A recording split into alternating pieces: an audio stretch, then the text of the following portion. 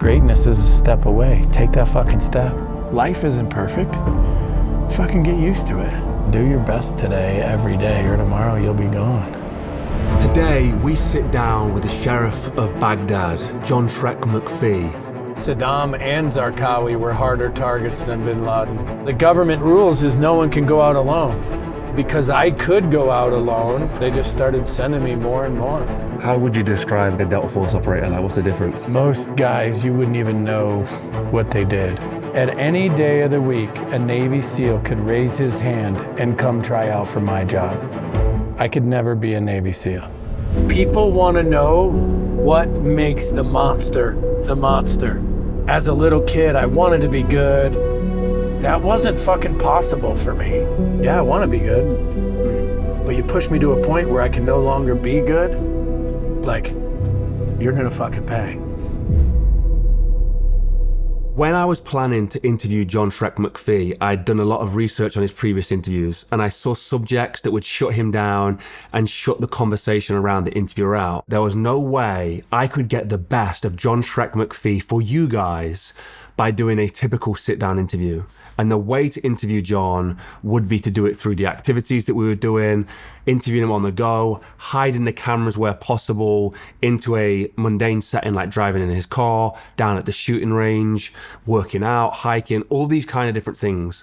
And we got the best interview of John Shrek McPhee, I believe, is out there. He opened up in a way that he has never opened up before. John is a really good guy, and I'm so glad that we did it this way instead. So this is all of those interviews, all those conversations that I had with John strung together into a podcast like never seen before. Maybe if you guys enjoy this so much, we'll do this more often. Thank you to our Patreon community, to our sponsors who made this possible, and also a massive thank you to John for letting us into his life for these few days and opening up in the way that he did. Let's dive into the episode. So, just for anyone who doesn't know, just introduce yourself by name and what you do. I'm John Shrek McPhee, and I teach people to shoot.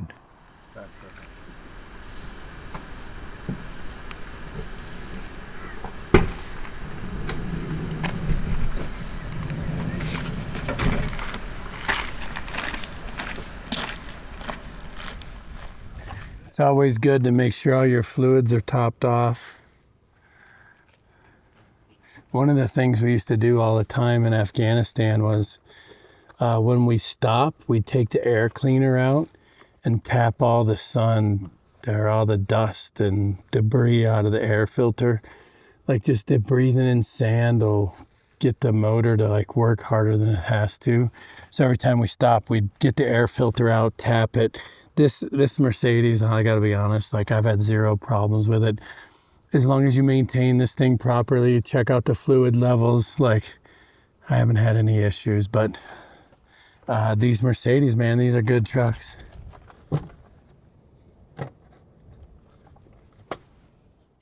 Was that one of the biggest factors in like the vehicles breaking down in Afghanistan and stuff, was the dust and the climate? Improper maintenance. Yeah, the dust would kill a vehicle in Afghanistan quick, right? Because the vehicle's got to breathe, you know what I mean? It's got to get air. So that sand is in the air. That's what the filter's job is, to stop it. But there's so much sand, like in Afghanistan, the sand was like almost like foot powder. It's so fine.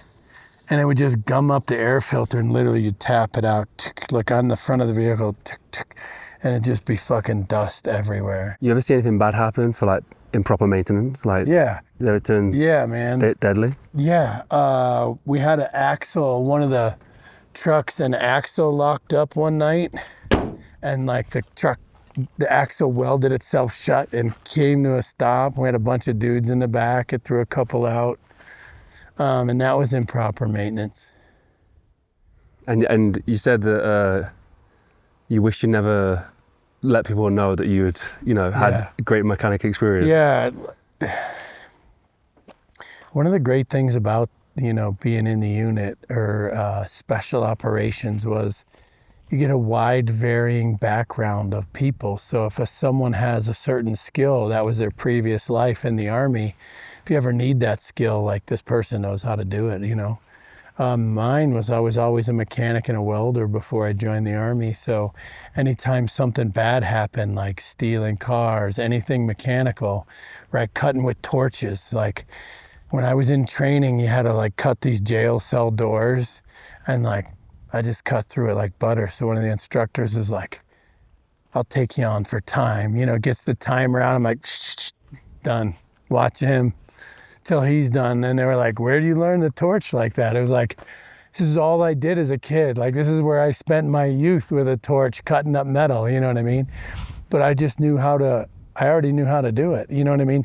These guys were trying to learn a skill that I had already spent hundreds of hours doing every day. And then when you say about it being useful out there, like one of the things I think a lot of people have heard of is like the car, like being a taxi driver, stealing cars, you know, all that kind of stuff. How does it benefit you? Would you literally jump cars? Like, would you? Yeah, and then I'd use it for an operational car. So like, how would you, like, talk us through it? So you identify a car on the street, you just break in, boost the car, and then get on with the mission? And then I'd park it into my parking lot, and then later I'd use it on a mission. Because you need, like, the license plate needs to be right, the car needs to be right. There's a lot more goes to these things than just, you know, grabbing a car, you know. And then some of these cars, like, I had cars for different reasons. You want to be invisible, minivan, orange taxi.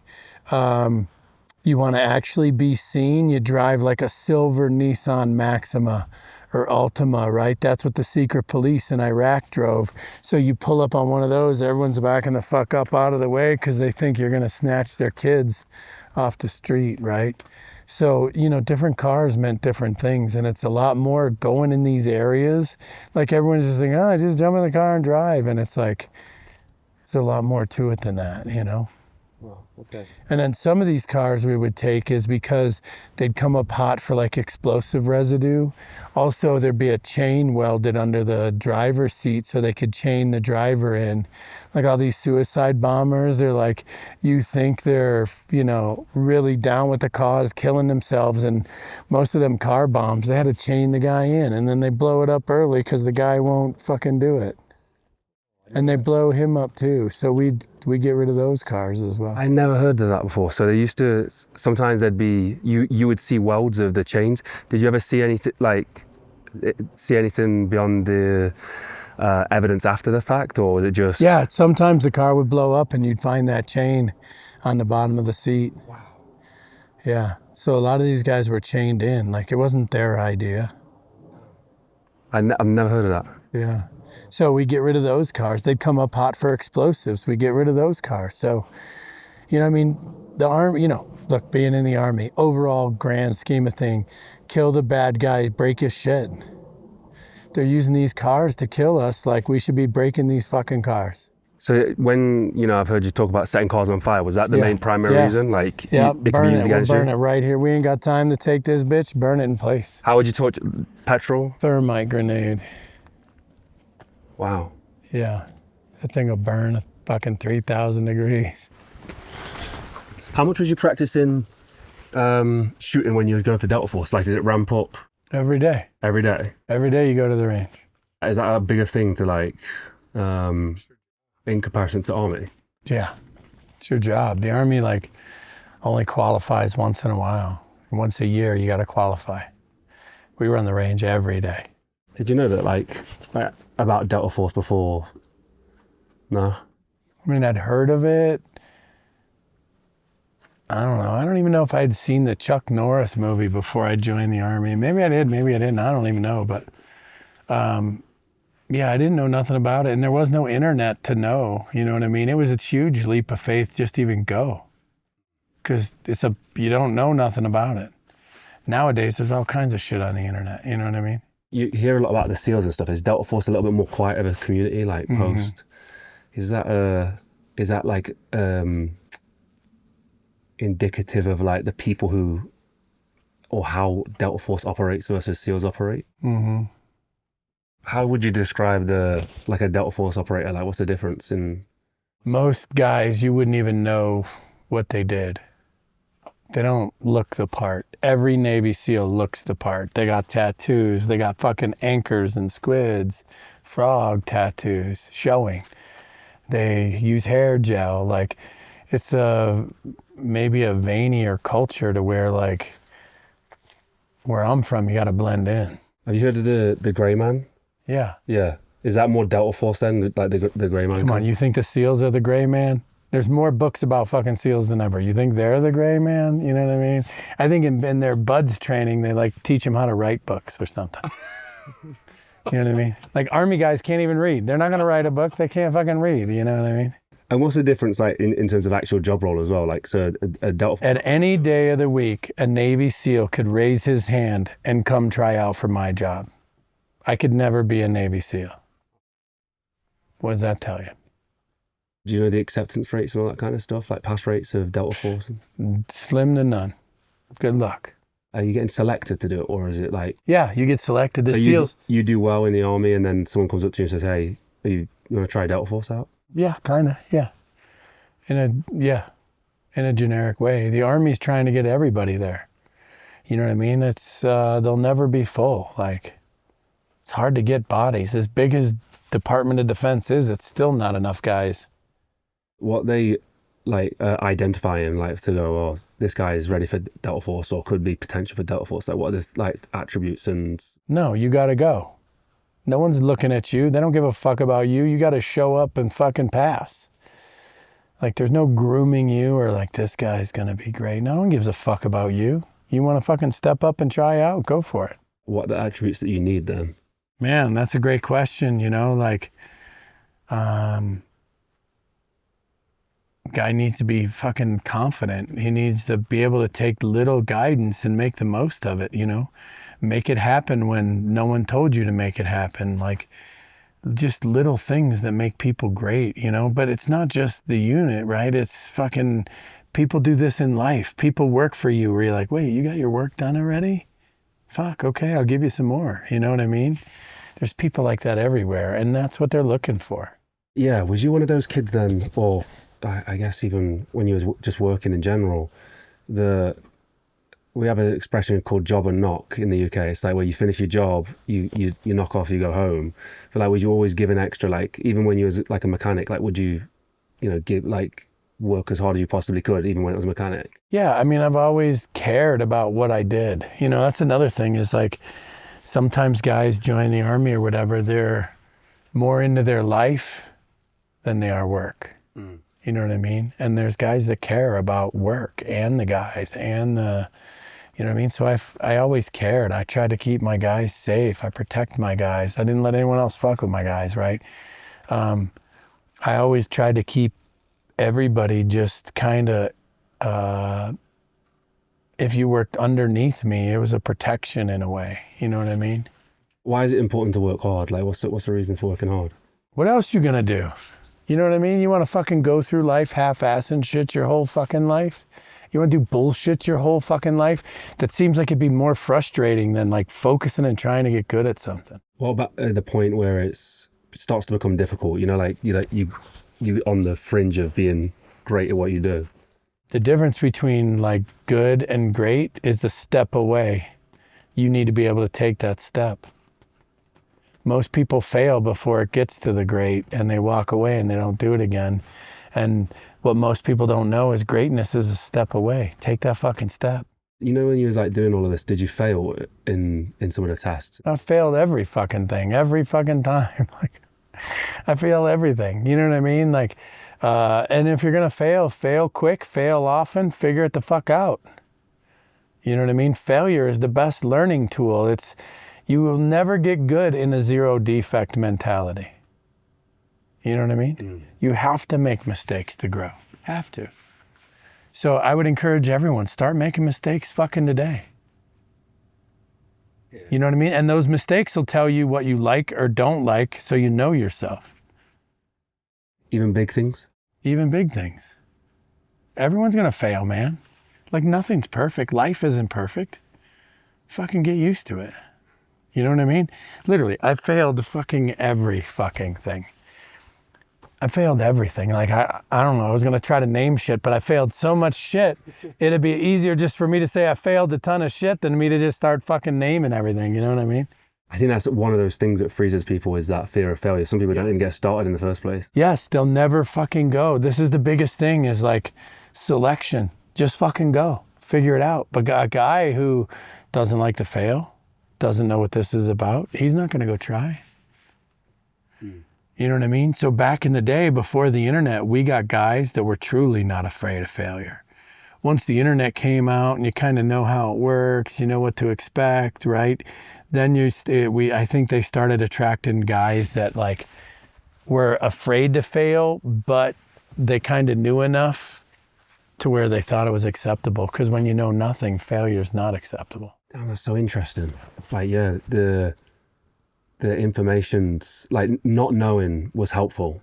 Like not knowing, jumping into the deep end, having that sort of mentality, I'm just going to give it a go, was helpful. Now, you know, you can almost, you can't take the test before the test, but you can find out what it is. You know a lot about it before you go.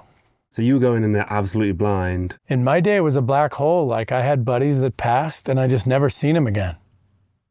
And then before cell phones, how do you fucking call this guy? How do you, hey, are you alive? Like, how do you fucking check on him? He fucking moved, changed his phone number, moved to a different fucking place. Like, they were just gone. And then years later, you'd see him like, fuck, you been here the whole time? What the fuck? Like, I didn't know that. Why didn't you tell me? I would have went with you. You know what I mean? So those whispers of what it was going to be like, but you didn't fully know what to expect. Right. And the whispers of what it's going to be like are from those who fail. The stories that get out are those who fucking fail. Well, I passed, but like they said I wasn't, I don't fucking know. I've heard all kinds of fucked up shit, which I know is absolutely not true. But the only person that's going to know is you and them, and they'll never fucking talk. So you can just make up your own fucking story if you wanted. Was it a shock then when you got there, or was it? Yeah, it was like, you fucking made it. You know what I mean? Like, it's fucking great. You know, that sense of achievement, like, was that like, we spoke about investing in the idea of being world champion for jiu-jitsu, for example. Once you was a Delta Force operator, like, was that like a thing? Like, did it fulfill an ego? Did it, you know, do you feel like it changed anything for you at all? Well, no, once I realized this is my life and I fucking loved it, I would do anything I can not to make this end. Work hard. I don't care. I'll work hard. Stay longer. I'll stay fucking longer. I don't want this to end. This is where I belong. I would do whatever it takes every day to ensure I have a spot tomorrow. Has your work ethic ever pissed anybody else off? Like, in terms of like... Oh man, I tell you all the time, like, you fucking guys on the internet, I heard that guy was an asshole. I say I was a fucking I was an asshole all the fucking time. I was busy. I had fucking shit to do. I probably just failed myself, and then you're gonna come and give me fucking shit. I'm gonna tell you fuck off. You know what I mean? And they're like, whoa, that guy's a fucking asshole. But the reality is like, I'm focused. I fucking care. And if you're just phoning it in or in my way, I treated you fucking accordingly. I don't care if you're an operator or not. Once you got there, did you have an ambition of like, I'm going to do this next thing? Or no, hell no. I just wanted to be a new guy on the team till I died. You always had like a never quit attitude.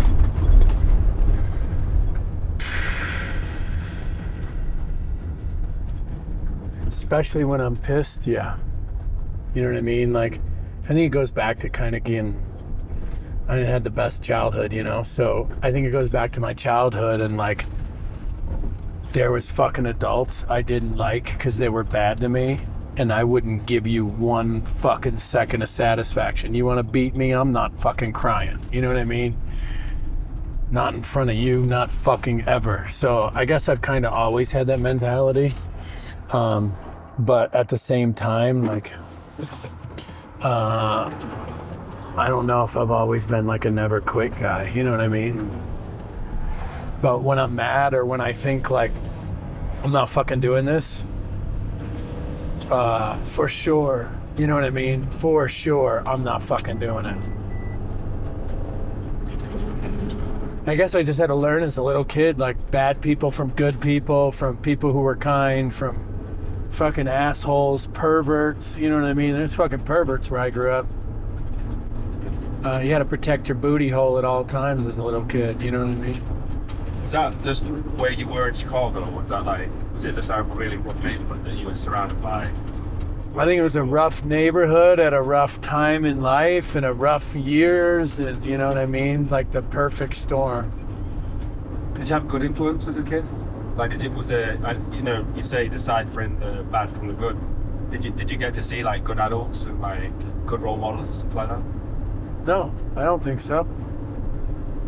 I mean, even the nice people, my grandparents were incredibly nice to me, but like, I mean, they still drank, and as soon as my grandpa drank, he wanted to fight my stepdad, and so I don't think I ever seen a good role model. I don't think I ever seen a good role model for a fucking relationship in my life. You know, everyone had problems. Everyone gets divorced. Everyone gets, you know what I'm saying? So like, you know, if guys are like, you know, I've heard guys say like, oh, you know, you go to war, you want John, but you don't want him in your relationships. Well, yeah, I don't even want me in my fucking relationships, you know? Only because I don't think I seen a good one, you know? I was a fucking abused as a kid. Yelling seems normal to me. Basic training was easy. All that yelling freaks people out. Man, it was the funniest shit I ever fucking heard. Like, well, they were stringing cuss words together like I never heard before, you know what I mean? So, I guess, I don't know, somehow I think relationships should be about yelling or something, you know? And really, that's not the case. Like, if you find somebody who you like, I don't know, vibe with, it should be easy. You know what I'm saying? It shouldn't be hard. Look, my whole life, you know, I've been running from my childhood, and then just to find out it makes me do certain shit at certain times, you know, it's like you can't get away from it. You know what I mean? I've been trying to stuff it down the whole time, but the whole time I should have been using it to my advantage. You know, when you talk about letting go, does forgiveness have to be in that equation? Like when you talk about like your mom and your parents, did you have to forgive, or could you just let go without forgiveness? You can let go without forgiveness. There's people out there I'll never fucking forgive. You know what I mean? And if they were in front of me, I would put them down. Like if we seen a couple guys that wronged me through my life, if we seen one in the next 10 minutes, I would put this guy down in front of you. I wouldn't give a fuck. And I'd make him beg for his life. But do I have to do that? No. Would I want to do that? Yeah, I owe these motherfuckers. You know what I mean? But like, does it bother me? Did I stuff it down? Am I not dealing with it well? No, I'm fucking perfectly adjusted with it. But I do think you can not forgive. I think you can not forget, you know, and I don't think you should forget. But you have to let it go in the sense that it happened, you deal with it, you know what I mean? You make your best, right? Like, you do all these things to just kind of like, you know, kind of get along. I mean, think about this, you know, you want these fucked up situations in your life or people wronging you or something like that. You want that to define you? I don't want that to define me. It did define me for years, and I don't want it to define me. What defines me is me, right? You know, I'm positive. I try to help people. I help as many people as fucking humanly possible. It's the only reason I have social media. It's the only fucking reason I do these podcasts. You know what I mean? So I think you can not forget or forgive, right? Now, I don't think revenge is a great strategy all the time unless it's well thought out. And then, you know, like, you got your T's crossed. I say dig the hole first. You don't want to get caught with the body. I would say that also, but I do think that you should not forget, and you do not have to forgive. But you do have to let it go in the sense that you can't let it eat up your time, and you can't let it stick you in that same chapter in the book. No, I think that's a really good way of putting it, and that's I think a common mistake. People are trying to forgive people who have wronged them, but they can't, so they end up being stuck. But you can let go of it. You don't need to hold on to it. You know, it doesn't need to consume your time, or you know, what you're thinking about every single second of the day. Yeah. I think that's great advice, man. Very nice. Did you and your brother have conversations? Like, were you guys aware of what was going on? It's like, if you don't know any different, like, I bet it's quite difficult to understand, right? We just like try to do better. You know what I mean? Like, I know I was a child, my brother was a child, but we knew we could do better than what was going on in our own house on our own. How did you, because your brothers, you said your brother works, like, got a decent job, works in a career, like, but like, I guess in the circumstances growing up around that area, like, most people were destined for something, probably to perpetuate what the adults in that situation were doing as well. But both of you have kind of gone a different way. Was there anything that stands out to you that, like, led you both different paths? I mean, actually, we were on the same path. He joined the Army, right? I joined the Army. He got out of the Army, worked for the Army. I just stayed in the Army, you know what I mean? So we both kind of chose the same path. What's amazing to me about my brother is he's been married for like 30 years, you know? His kids went to college. They had great lives. Like, you know what I mean? Like, he's truly a family man. So somehow he pulled that good piece out of our childhood, and you know, I did not, you know what I mean? But I also think I spent more time with my mom, and the more time I spent with my mom, the more I had a fucked up view of relationships, only because just as a person she was kind of bitter, she was kind of mean, you know what I mean?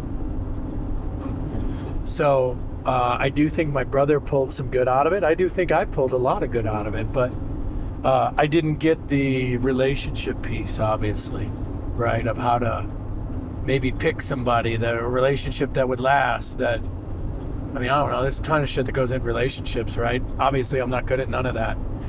You know, somehow he figured that out with his family, and I have not. Right? And it's apparent because, you know, I've been married and divorced a bunch of times, and he has not, you know? So, obviously, his lesson and his takeaway was family, you know what I mean? Like an actual family. Did someone stress the importance of education? No. But I'm guessing your brother was educating himself as well, right? I think my brother got a GED, and then he was self-educated after that, you know? I'm not sure if he got a diploma or not. So when you was walking to school, you just knew that you wanted to, like this is a good thing to do, a right thing to do. I knew I had to do it, get through it, get over it, right? If I wanted to move on. If that makes sense.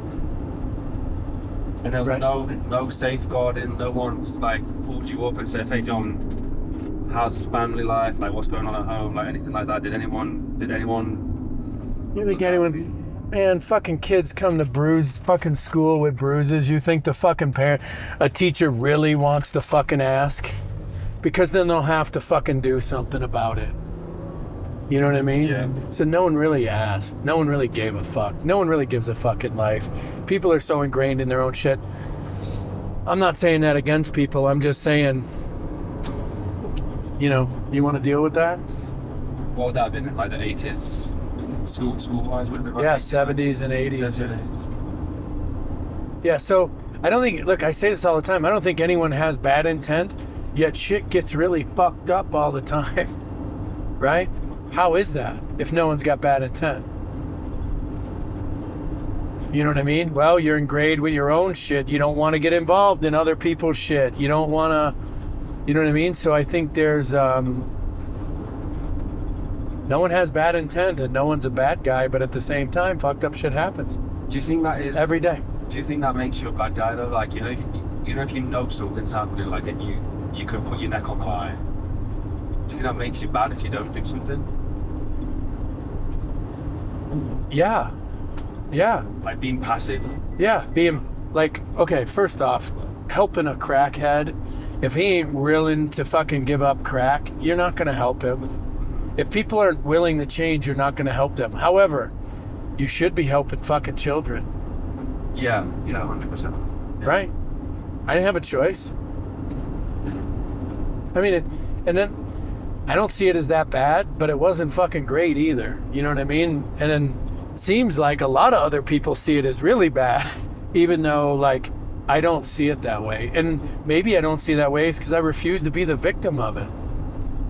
Yeah. You know what I mean? A victim would be like, oh man, it was so bad. We got beat all the time. My parents were drunk. I had to live in well, there was also a lot of great times in there, even though there's a lot of fucked up times. What were the great times though? When you say that, what comes to mind? Man, like literally no one ever checked up on us. We could do anything we fucking wanted. You know what I mean? We roamed the neighborhood with the other kids on bikes. Like, we were just fucking free when we were free. It was when we came home or after work, you know, and parents come home drunk or, you know, that's when fucking shit got hairy. But you kind of knew it, you know what I mean? So another thing is like my first wife, I'd come home and she'd be like, you need to beat the kids. They lied about this. And it's like, I gotta spank my children for something I don't even know what. And I fell for it one fucking time. And then after that, I was just like, no, I'm not doing it. Like, no, I didn't see this. You know, if a dog does something bad, you gotta correct him on the spot, not after the fact. Is a child so much different than a dog, especially, you know, under the age of fucking 5 or 6? No. They're about mentally the same, you know what I mean? So, like, you know, that's one thing I never wanted to do is beat kids. Why? Well, I was beat. I knew what it felt like. I knew what it was, and I didn't fucking like it. No kid likes that. You know, there's other, you know, I don't believe fucking timeout works. Go stand in the corner. Man, fuck that. That don't work either. But at the same time, like, you shouldn't be beating fucking children. Was it, I mean, what happened when you were big enough and strong enough for them not to beat you anymore? Like, did the beating stop? Like, did you? Yeah, was fuck yeah. Yeah, I didn't get beat no more. You know what I mean? I think I was like, I don't know, maybe 12, and my stepdad came at me one day, and I knocked him on his ass in the fucking kitchen. I had enough. And he said, what'd he say to me? He said something like, and I love him to death right now, but he said something like, you know, you're lucky I'm like, you know, 35, or you're lucky I'm older. If I was younger, I'd whip your ass. And it was kind of like, okay, well then fucking do it. But it didn't happen. And from that point on, that was it. That's it. You know what I mean?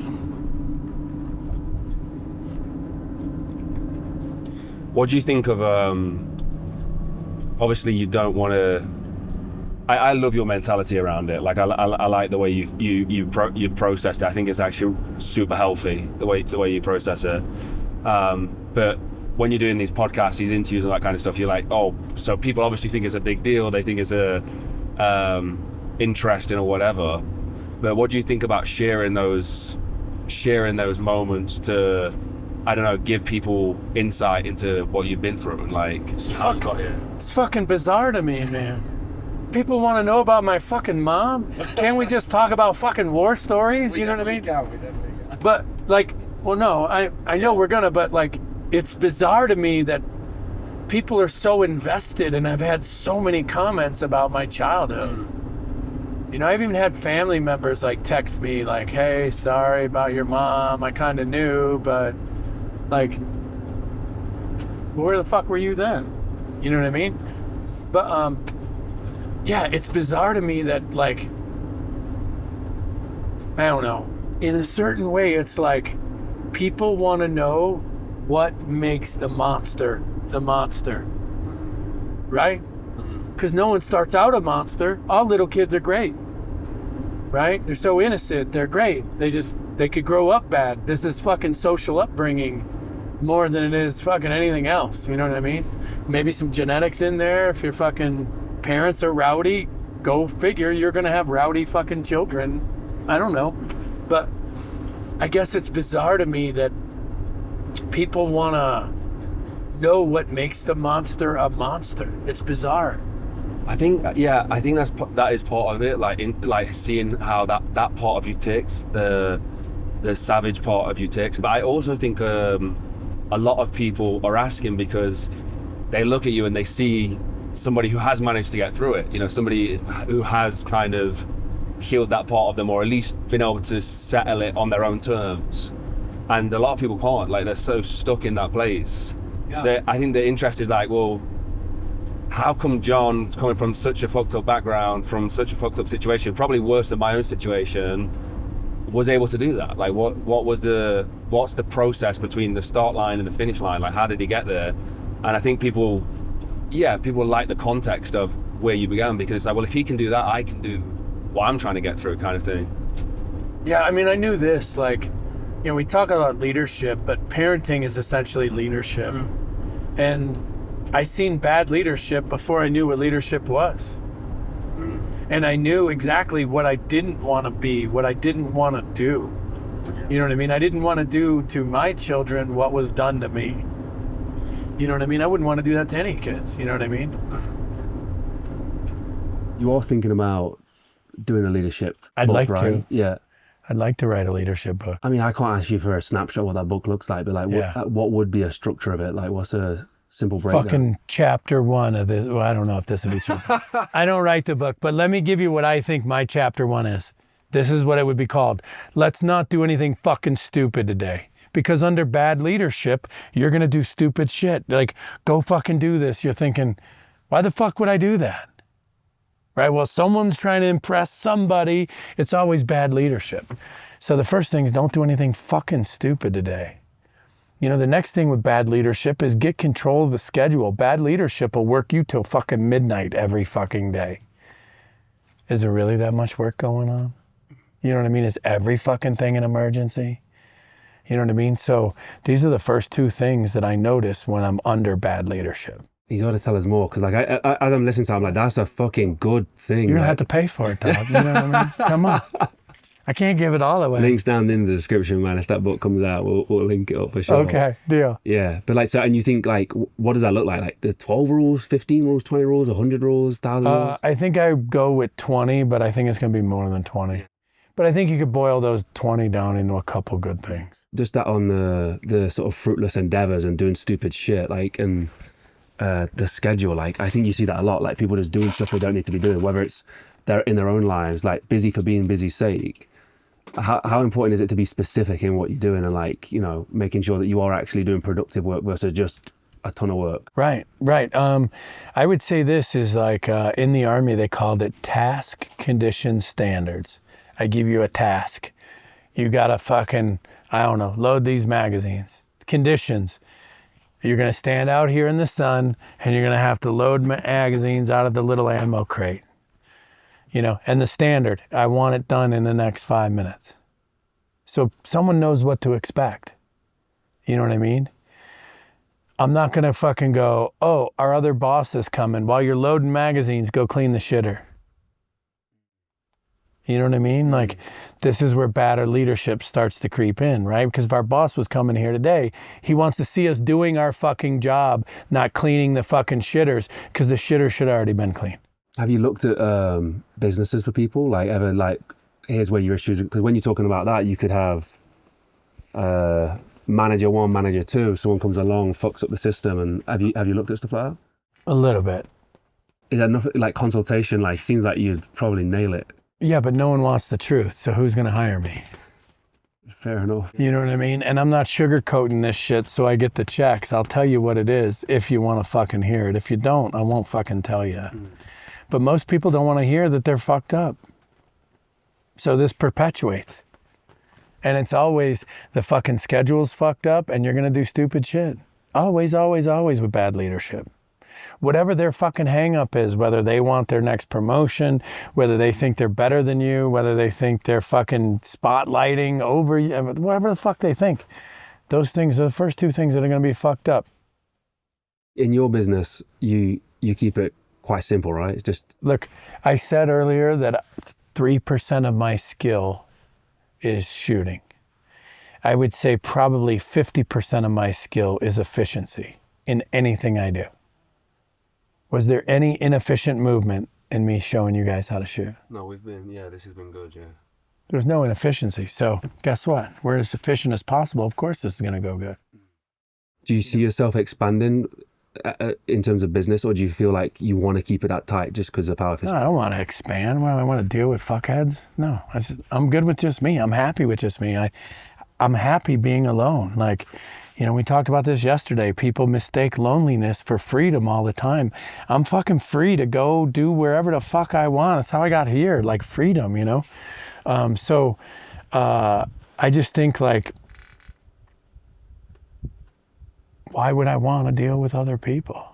Well, this other person, if I brought them in, would have to like somehow be worth their weight in gold to me. That's a great fucking rule again for running a business, is like they have to be worth the weight in gold. Why hire someone else otherwise? I need to tell that to my meta glasses. Write that down. Write that down, meta glasses. Yeah, but you know what I'm saying? But as soon as you become efficient, you'll have time at the end of the day. And then if you actually ran a performance-based system, if you got done with your shit by 2:00 in the afternoon, go. You ain't got to stay here, but you ain't got to go home either. Get the fuck out of here. You might earn some time to yourself. Imagine what you'd think about your bosses if occasionally you got some time to yourself. We run errands, and your bosses are cool with it. Yeah. You'd start to like your job. Yeah, I think so many people waste their lives with inefficiency, not on how much they think they've got to do, but just inefficiency. And then also just, I mean, on that point is like being busy for busy's sake is like a big thing as well. Like if I'm not working hard, then that, you know, that's a bad Yeah, thing. But like, I don't want you faking. Are you done with your work? Yes, go home. See you tomorrow. Right? Any emergency we have, like, you know, during the war, you know, it was always, we're running a war, people are fucking dying, we don't have the time, we need it done now. But if you're in a business where no one's dying, this can wait till the morning. You know what I mean? You send me a text at 9:00 at night, you're not gonna get a reply till 8 in the fucking morning the next day. Why? Because if you didn't care enough to get it to me before 5, it can fucking wait. Is someone dying? No, it can fucking wait. so are you quite good at like answering emails, messages, all that kind of thing? You keep a structure with it, like, and just do it when you need to get it done, or? I'm 100% up to date on all my emails at all times. Because when you stay up to date on all your shit, there's no emergencies. You send me shit, I fucking send it back. I'm done. You know what I mean? So when you become efficient, you start knocking that shit out immediately because you have time in your day to knock it out immediately. And then this other shit comes in where it's like, well, I can't do anything about this till next Wednesday, so it sits in the top of my inbox till Wednesday. So be it. Are you good at keeping that stored mentally, or do you make notes or like reminders and stuff? Or? I do a lot of stuff mentally. I do make some notes, but when I was a sergeant major and I had a million things going on any one given day, I wrote every fucking thing down. And then you'd refer to it. And I go back through the pages. Hey, did you get your shit done on Tuesday? No, why not? Okay, well, here we are Friday. It goes in Friday note. Still needs to be done, right? So I took incredible notes. Do you think that would be important, like running a complex business or a busy business? Fuck like, yeah. So nothing falls through the cracks. And you just had just sheets of paper? Did it have any kind of structure, time to it, dates? Like, did you have when it needed to be done by, all that kind of stuff? Yeah, I didn't say I was good at notes. I just said I'd write it down. You know, I tried to go day by day. Yeah. You know what I mean? Like, what's the 10 things that happen we need to get done today? Did they all get done? No. If they didn't all get done, we move on to the next day. But I'd page back through and see what, you know, not necessarily carry them over, but I'd page back through and be like, hey, did you get this done? If it needs to get carried over, I carry it over. But how do you decide what goes on the 10 things to get done? Like, how was you deciding on that? Like, is it the biggest movers? What's the most important thing? Like, how do you decide if something was like the most important thing? Like, is it based on if it blocks up other tasks or holds up like bottlenecks? I would say this is like, there's a lot of stuff that's just day-to-day stuff. Yeah. Anything outside of that, right, is outside of that. And everyone knows what's outside of their day-to-day stuff. Keep that shit to a fucking minimum. Easy. You know, let's get back to the day-to-day stuff. And as the day-to-day stuff becomes more efficient, you should be done a little quicker. You should have time to handle one emergency a day. You know what I mean? Or maybe today, maybe you handled an emergency yesterday, tomorrow I gotta get it. You know what I mean? But the reality is when you start, everything people do in life, two things cannot be cookie cutter. Life cannot be cookie cutter. Everyone's different. Everyone wants different shit. Everyone wants fucking whatever they want. It can't be cookie cutter, right? And the next thing is, everyone's an individual. They all have strengths. They all have weaknesses, right? We need to play to those. If you're the guy that's great with emergencies, I'll throw you the emergencies and cut your workload down. If he's better with the workload, I give him the workload. But this is all performance-based shit. Meaning we all start to perform at our highest levels. And then if it's day-to-day business, why the fuck am I getting in your shit? Did you do your job? If the answer is yes, that's all I needed to hear. If you didn't do your job, tell me why. That's all I needed to hear. You know what I mean? But you didn't have to fucking lie to me. Oh, it's supposed to be done. And fucking just tell the truth. We'll fucking deal with it. Was it always easy for you to have those honest conversations of saying, like, you know, you didn't do your job, this is what you need to do? Like, well, a lot of times, like, you know, when I was new to the Army, they're like, you're in charge unloading the trucks. Okay, everyone come here. What's the easiest way to unload this fucking truck? Someone will fucking speak up. Any questions? We do this. Let's go. It's not fucking rocket science. Nothing is. You know what I mean? Except for rocket science. And those guys think that shit's easy. So, do you believe there's we're naturally born leaders, or you can develop a leader? I think anyone can be developed. I think anyone can learn. I mean, I'm not a natural born leader. Matter of fact, I think my leadership style is by observing what the fuck I didn't want to do. All the shit I didn't want to do, like, noted, you know what I mean? And then piled all that shit up, and then it's like, wow, that's bad leadership, more than anything else. What makes a great leader? Man, a great leader is a guy who gets everything running right. You have plenty of time off. You have plenty of time for work. It seems like everything is just great. And then that guy disappears and you're like, wait, where'd he go? And then some other guy comes in and he's a fuckhead and it's instantly stupid shit. You're like, I missed the last guy. Good leadership, you should never know that person was there. And everything ran so smooth. There was never a hiccup. There was never anything. And then that guy moves out and then he's gone. The best leadership fucking came and went and you didn't even know it. Was there anyone who stand out that you've sort of bumped into who's a leader, like outside, military or outside? Like people, you know, you bump into people like Shawn or Joe or anyone like that? There's no fucking George Washingtons. You know what I mean? And the person that fucking, the people that idolized George Washington probably didn't know him as a person. Because people that knew him as a person just seen him as fucking George. So I don't believe there's great fucking leaders. Like, you know, no one's ever, I heard this guy talk and I'm like, gotta do more of that. No, man, leadership is more like, that's fucked up, never do that again. I think life, you know, this should be another chapter, is life isn't about what you do or how great you do. Life is about not being fucked up, right? There's a million ways to get it right. There's probably only a couple ways that are like, do not do this. You know, you're in your foxhole, you're in war, and you're getting mortar barrage. Don't stick your fucking head up, right? You'll get fucking shrapnel, you'll die. Don't stick your head up. So the do not do is stick your fucking head up. Now, what could you do in your foxhole? Read a book, fucking jerk off. I don't know, like prep your grenades, load magazines. You do anything you want. Million things to do that could be good inside of this foxhole, but there's one definitive do not fucking do. So I think life is more about the do not fucking do this than what to do. Again, another chapter for sure. Put it in the glasses. Chapter fucking 28. I don't fucking know what chapter we're in. But like it's true, because you rarely can fuck up that bad where it's really bad and destroy something, but you can. But they are much fewer of decisions than what you could do as average or all right or the best. What's the bigger fuck ups in life that you could do? Like, what are the big things not to do that you've noticed? Fuck, man, I don't know. So many, like, there's so many little rules for war, stuff like that. Don't do this, do that. Don't do this now, do this now. I'm like a never say never guy. Because for every situation where I was like, you know, we're not going to do that. And then like, you know, you're getting shot at and you're like, hey, we're doing that. Let's go. I thought you said we weren't. It's a bad idea to do anything else. Let's go, right? So I'm not a never say never guy because I think in one situation, something might be right. And in that same situation, what you think would be wrong could be right and vice versa. You know what I mean? Yeah. So this is why I say life isn't cookie cutter, because a lot of things could fit in other categories.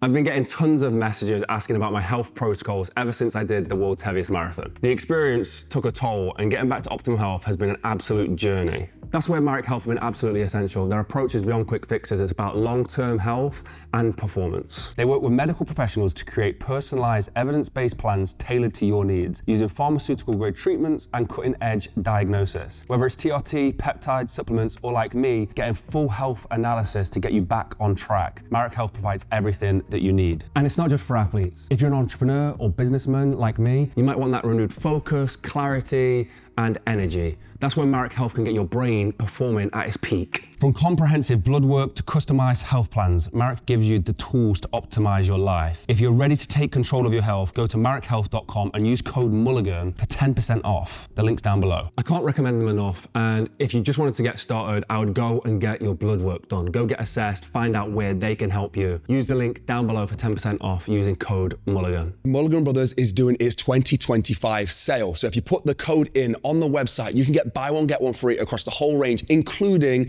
the Not a Journal and the Memento Mori poster. An interactive poster that you fill in every single week, and it shows you how much life you've lived and potentially how much you've got left. Then somewhere along there is a square that will be my last square. It might have even been the square that I filled in last week, and I promise you, that fills you with the most motivation to make your life mean something and live with purpose. And the Not a Journal is a journal for just getting stuff done. I know so many of you have loved it, and that's why we've included it in the buy one, get one free with the link below. While stocks last. Once all the journals are gone, that is it, guys. As always, each year we do sell out, so make sure you get your orders in very quick. How's this different from Chicago, like where you grew up? Oh, I grew up in the city. This is not a city, you know what I mean? It's really peaceful out here, actually. Super quiet at night, like it has I don't know, like a peace. In 3/4 of a mile, turn left onto Mills. Rude. It has like a peaceful quality to it. It's kind of weird. You know what I mean? Well, yeah, I was about to, did you used to do like camping or anything like that when you was a kid, or did you find all that, like this connection, like was that through the military, like? Nature and stuff? Yeah, I camped, I guess, some as a kid, you know, but yeah, this is all Army shit. And I just figured I'd come up here, right? Because it's easy. I don't have any distractions here. You know what I mean? All I got to do is focus on my 2 workouts a day and staying not injured. And the times I've been injured, I heal in like 2 days because of stem cells. So I got no complaints. It's nice, man. I think we speak about this, don't we, Luke, all this time. Like we did a lot of work up in the Scottish Highlands, and it was not as vast as this, but it's peaceful like this. Yeah. And, wait till we get up by the trail. It's like its own thing. It's weird. when did you start like living on your own and like doing your own thing like this? Like just, you know, training by yourself, living by yourself. Was you working at the time still? Well, I've been married a few times, so I haven't always been like living by myself. But even in the Army, you know, like I did stuff up by myself every day in Iraq. I guess I'm just used to it, you know what I mean? That was one of the things like we want to talk about was on the leadership side and the mentality side was that like the army of one mentality, like being your own sort of, you know, depending on yourself, having your own back, all that kind of stuff. Like I like that kind of messaging that you put out there. Yeah, you gotta be smart, especially when you're alone, you know what I mean? When you're with like 10 guys or I don't know, however many guys, all you gotta do is run in the pack, you know, but when you're alone, like you need to be smart about this.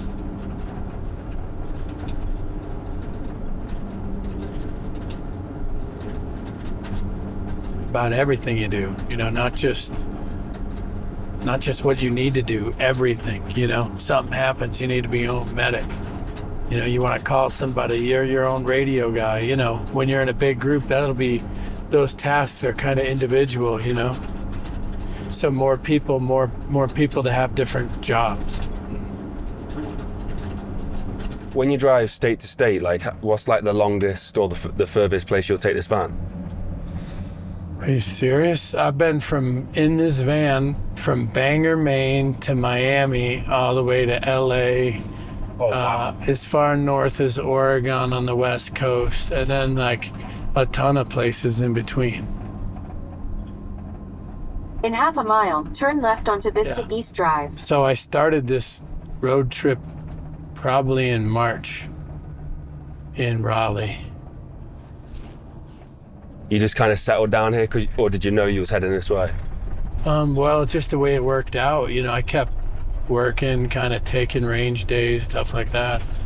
And then here I am. It kind of blended into, normally I don't work July and August, only because like no one wants to be on the range. It's hot. Like I don't even want to be on the range, you know? So, I normally train jiu-jitsu, and then I figured this year this is where I do it, you know, because the dojo here is at 6,500 feet elevation. As if jiu-jitsu isn't hard enough, you know, you got to fight the elevation, right?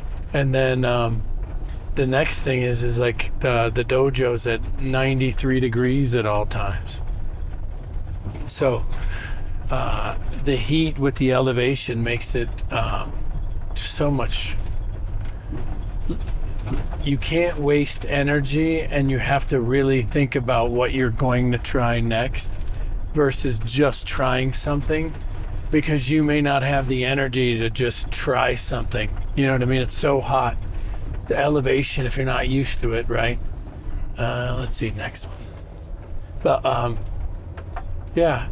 So when are you next competing? Like, what's the next big thing you're working towards? End of August is the Master Worlds. It's basically turn left onto Vista East Drive, then take the first right onto Green Canyon Drive. Basically Master Worlds. This is like once you're over the age of 30, you start to become in brackets. Makes sense? And it goes by weight, your belt, your experience, and age. Makes sense? So basically jiu-jitsu for old guys. You know what I mean? But hey, I'll still be a world champion if I win. Turn right. You know what I mean? Green Canyon Drive. When did you find jiu-jitsu? Man, I did it in the Army every day. I was in the dojo. Loved jiu-jitsu.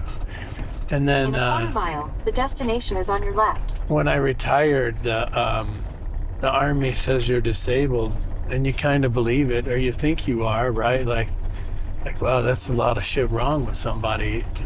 But the reality is like, I don't know, that way of living, just take the pills, it ain't a way of life.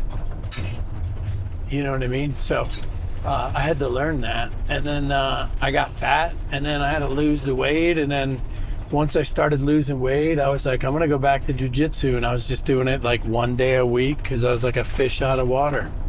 And then that one day a week came to like a couple days a week, and then I told myself when I'm on the road, I was gonna do like, find a dojo, go do a day. You know, if I was gone 4 days, I was gonna do one day. And then like some places, I'll go every day. I have such a good time in some of these dojos that I go every day. You know what I mean? So, you know, and then it's really just getting back to something I already knew I liked, you know? And the only reason I got away from it was, well, I don't know why, you know what I mean? Because I thought I wasn't qualified, or I thought I was disabled. I don't know, you know what I mean?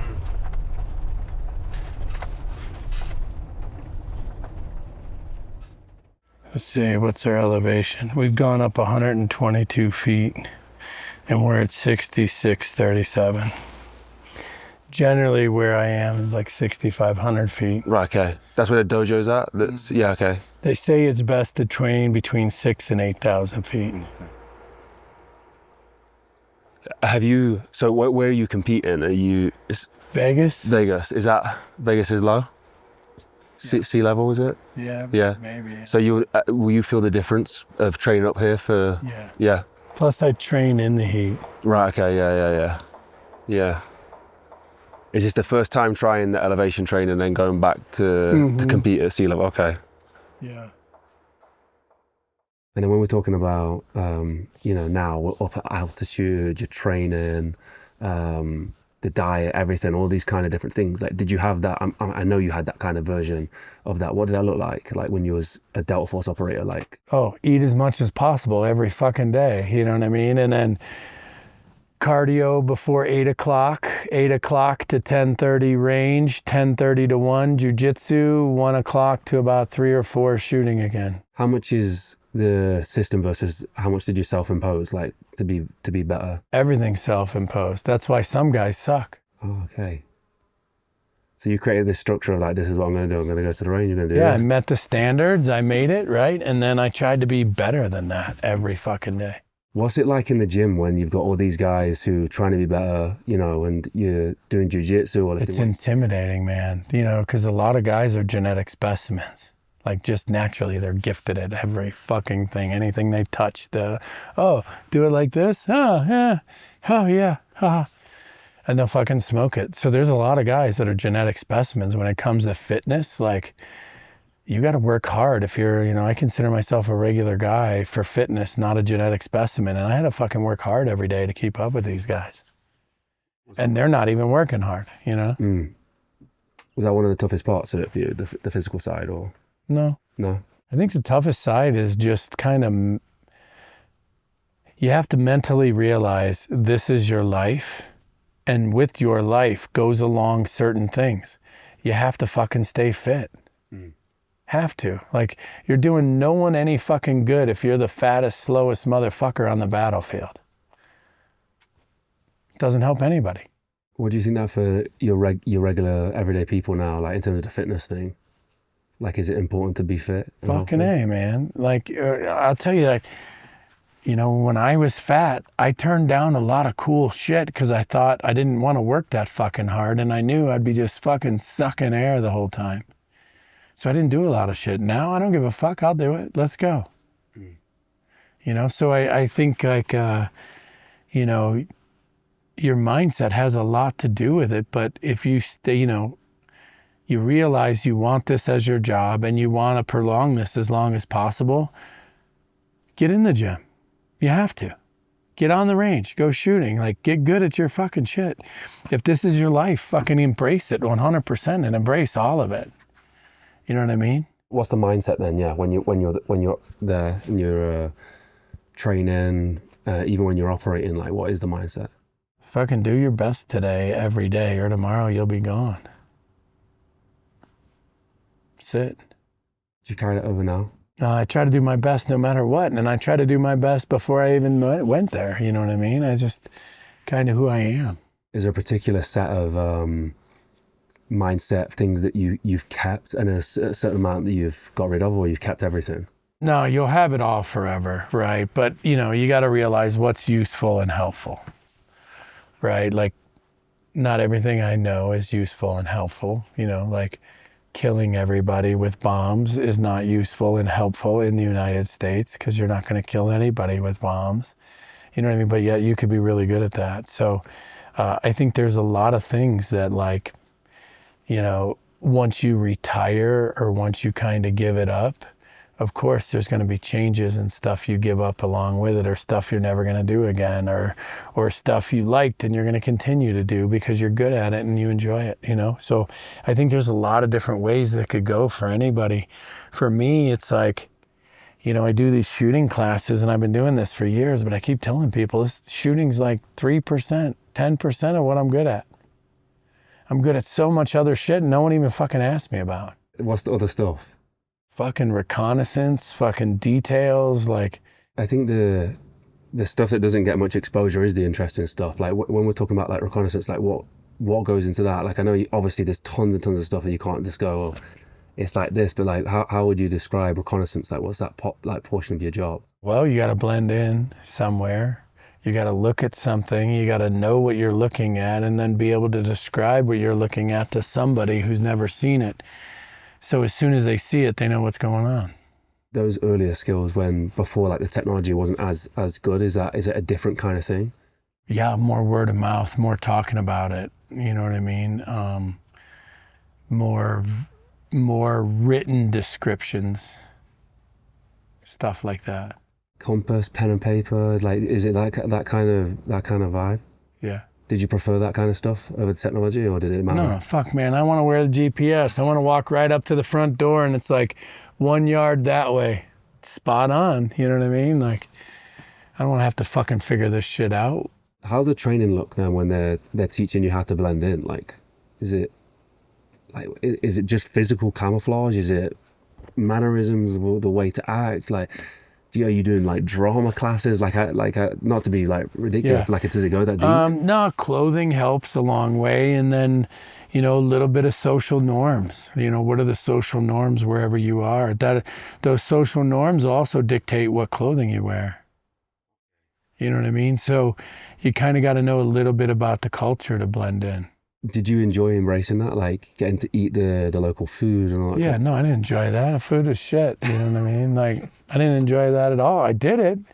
You know what I mean? It'll give you the shits, you know, but, you know, it's not that I liked it. Did you get the shits on deployment from eating some of the local Fucking food? all the time, man. I'd fucking have diarrhea till I got home. You know what I mean? Like, it just is what it is. Is that like, is it the food, the tap water, or? That's all of it. You know what I mean? I don't think you could single one thing out. What's the thing that you missed the most whilst you were on deployment from home? I really don't miss it, man. I just got tired of fucking around with savages. You know what I mean? Like, we deal with these fucked up people every day. We try to fucking impose democracy down their throat at a fucking end of a gun barrel. And it's like, they can't do jumping jacks. You can't do anything fucking physical activities. You think they're going to pick up fucking democracy and being fair? No, fuck no, man. It's ridiculous, right? So, I think one of the hardest things was, you know, or is like, we always try to give people a version of what we have because it's so great. But what we have is teetering on the edge of fucked up every single day. Watch the fucking news. So we're trying to get these fucking people who are uneducated, you know, couldn't count to a fucking probably 100 if they wanted to. And we're going to try to educate them and give them money. And, oh, give us bin Laden. We'll give you $25 million. These motherfuckers didn't know what $25 million meant. You know what I mean? I just started telling them, we'll give you 50 goats. And they'd be like, 50 goats? You know what I mean? Like, they couldn't comprehend, like, so there's a barrier there. You know what I mean? And anyway, like, we try to force all this civilized shit down their throat when they're not exactly civilized yet. You know when you were saying it like it wore thin or the burnout, like it getting too much, was there any of that about, you know, you doing your work, you doing your job, but the bigger picture, you know, the government decisions and all that kind of stuff, did that burn you out and wear thin, like you know, not having control of that kind of thing? No, that never really bothered me. Politics, I didn't give a fuck. Those guys are fucked up. Not demotivating to be there, like knowing that you couldn't change these guys? Well, there's nothing you can do about it. You know what I mean? When whoever the politician says you're not fucking doing it, you're not fucking doing it. End of discussion, whether that guy's right or wrong. You know, fucking politics is just reality TV for ugly fucking people. It doesn't make them smart. It doesn't make them make good decisions. So, like, if that bothers you, you're going to have a fucking hard time because you're going to get told no more than you get told yes. Was there the ethics side of it demotivating or difficult, or did that wear down eventually, like having to see all this, like you say, like the evil on the other side, like facing that? You get desensitized to it. It does fuck you up. It can fuck you up a little bit if you're not smart about it, but you're just desensitized. Like, you no longer give a fuck. Like, actually give a fuck. You know what I mean? Yeah, I mean, obviously you just can't imagine what that would be like to have to witness it. Well, imagine witnessing shit like that day in and day out for indefinite periods of time. Was that expected? Was that, you know, there wasn't books back then. Did you know what you were stepping into at that point? No. I don't think anyone did. And then there's you know, when you was first very beginning, like the idea of getting into the military and all that kind of stuff, was the ethics a thing at all for you? Like, was that a plot of it? Like, I need to go to this country, or was that and go fix the bad things that are happening, or was that all the politics or the government side? I never gave a fuck about fixing anybody. My job was to fucking kill the bad guys and break their shit. That's all I cared about. You want to fix these guys? It's someone else's fucking job. Are we, you know, like we're a lot of people complain about the country that we're in. I know you've just said like we're fucked up as well. Like, are we fortunate? Like, or do we need to look at home and sort of fix this sort of stuff in the West? So I think Americans don't know how fucking good they have it, and they complain about everything like a bunch of fucking children. You know what I mean? And then they complain about shit that doesn't fucking matter. They complain about shit that matters, but you complain about shit that matters too much, no one fucking gives a fuck anymore. So I think in this country, people don't know how lucky they are. They have the right to complain about shit. It's a fucking right you have. In other countries, you ain't complaining, they'll throw your ass in fucking jail. They'll fucking murder you, stone you to death. You know what I mean? Like, so it's not a luxury other places have. And if people can't realize that here, right, they're fucking sheep and they're just fucking living their life without their eyes open. Is it, you see the same across the world, like across like the other sides of the West, like the UK, Europe and all that kind of thing? UK is horrible right now. I mean, there's people in the UK in jail for Facebook shit. That's true. Yeah. You make a fucking post, the government doesn't like it, you'll go to fucking jail. It's fucking Facebook. Who gives a fuck? You know how much fucked up shit is on there? Yeah, guys try to drag me into shit all the fucking time.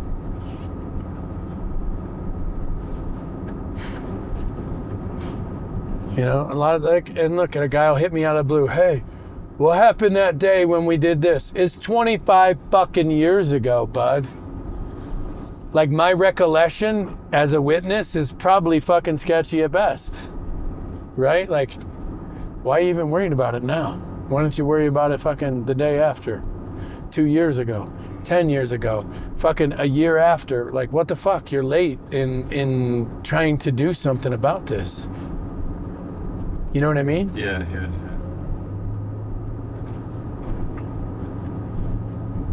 So yeah, people try to drag me into internet shit all the time. Like, well, if you just would comment, other people would shut up. I'm not fucking commenting. I don't give a fuck that other people talk. The internet's full of village idiots. You know what I mean? They all have a voice and they're the loudest ones on the internet.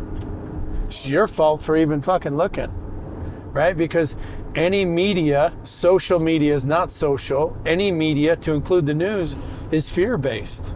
You know? All social media is fear-based shit. For or against. There's no real, you can't have a real discussion or topic on social media because it's all short format. This is why people love these long format podcasts, because they get to hear the whole fucking story. Yeah. That's true. You know, so there's nothing social about social media. It's just media. And it's what you put out as marketing. When people say you as a taxi driver, is that literally you had like was that like a job out there, like as a taxi driver to? Well, I had an orange taxi and I used to drive it all the time. Did you use, like what, that was the undercover aspect of it. Did you ever pick anyone up? Like, was it? Yeah, all the time. That's what the taxi was for. Seriously, wow.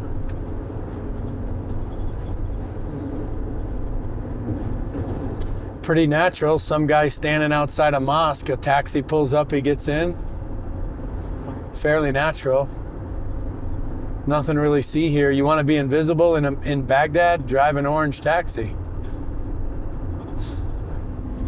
You're saying on Rogan that you said Ken blocking it on something. You said you was. Did you ever like rally drive around those kind of places? Like, I've been at rally race car schools, yes. Oh, really? I'm the best rally racer I know. Have an off-road vehicle, I rally race that bitch all the way up the mountain. I'm always first, you know what I mean? I'll drive that car so hard, I'll break it in like 10 fucking minutes.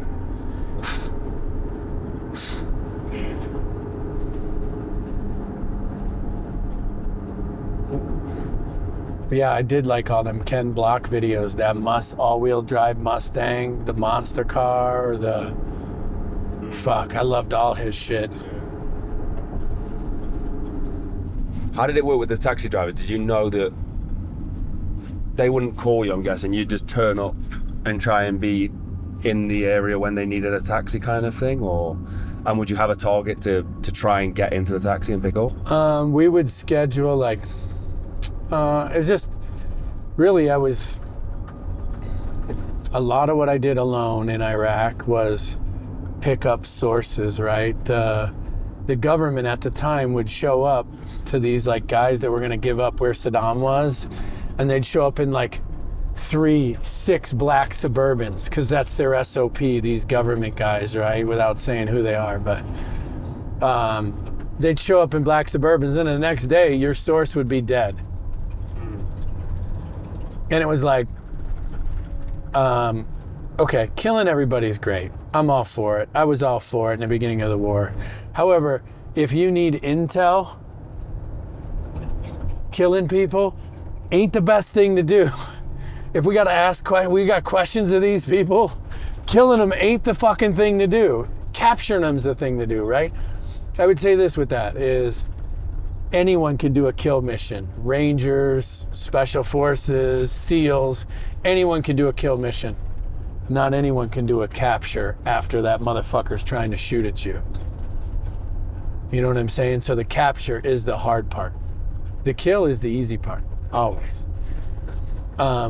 So a lot of what I did was I would pick these guys up so the government wouldn't have them fucking killed, or they'd see them get picked up in all these Suburbans. Like, you talk to the Americans, dead, goner, right? So because I could go out alone, right? And I had already done it. They just started sending me more and more. And I'd be like, go pick this guy up. And I'd schedule a meet at like a mosque generally. And I just see where he was at the mosque. I'd pull up right to him and roll down the window, or normally windows are open, and I'd be like, yo, get the fuck in. And I had a guy once tell me in English, like, he's like, is that you? And I'm like, yeah. He's like, you look like you're from Ramadi. I'm like, I'm in a blue Under Armour shirt and a baseball hat. Get the fuck in before someone kills us. Like, let's go. You know what I mean? But I'm like, I look like I'm from Ramadi, but it's the fucking taxi. Yeah. You know, the taxi paints a picture of who's driving it before you even see him. I'd pick these guys up so no one knew. I'd drop them off so no one would know they were talking to Americans. You know what I mean? And are you allowed to say, like, would you get intel whilst you do the interview whilst you're on the vehicle? Will you take them to a location? No, we'd take them somewhere, right? Someone else would talk to them properly, fucking debrief them, whatever the fuck. You know what I mean? Yeah. And then I go drop them off where they were. Sometimes I did the talking. Sometimes I interviewed these guys. Sometimes I'd have to go to someone's house alone. Better for me to pull up in front of your house in a minivan and walk the fuck in real quick than fucking 10 Suburbans or Humvees or, you know? And really, it's just, the only reason I went out alone a lot is fucking rules. Like, the government rules is no one can go out alone. Our rules is there is guys who can go out alone. And in the interest of getting the job done, if this calls for someone being alone, let's send someone right now. Wait, so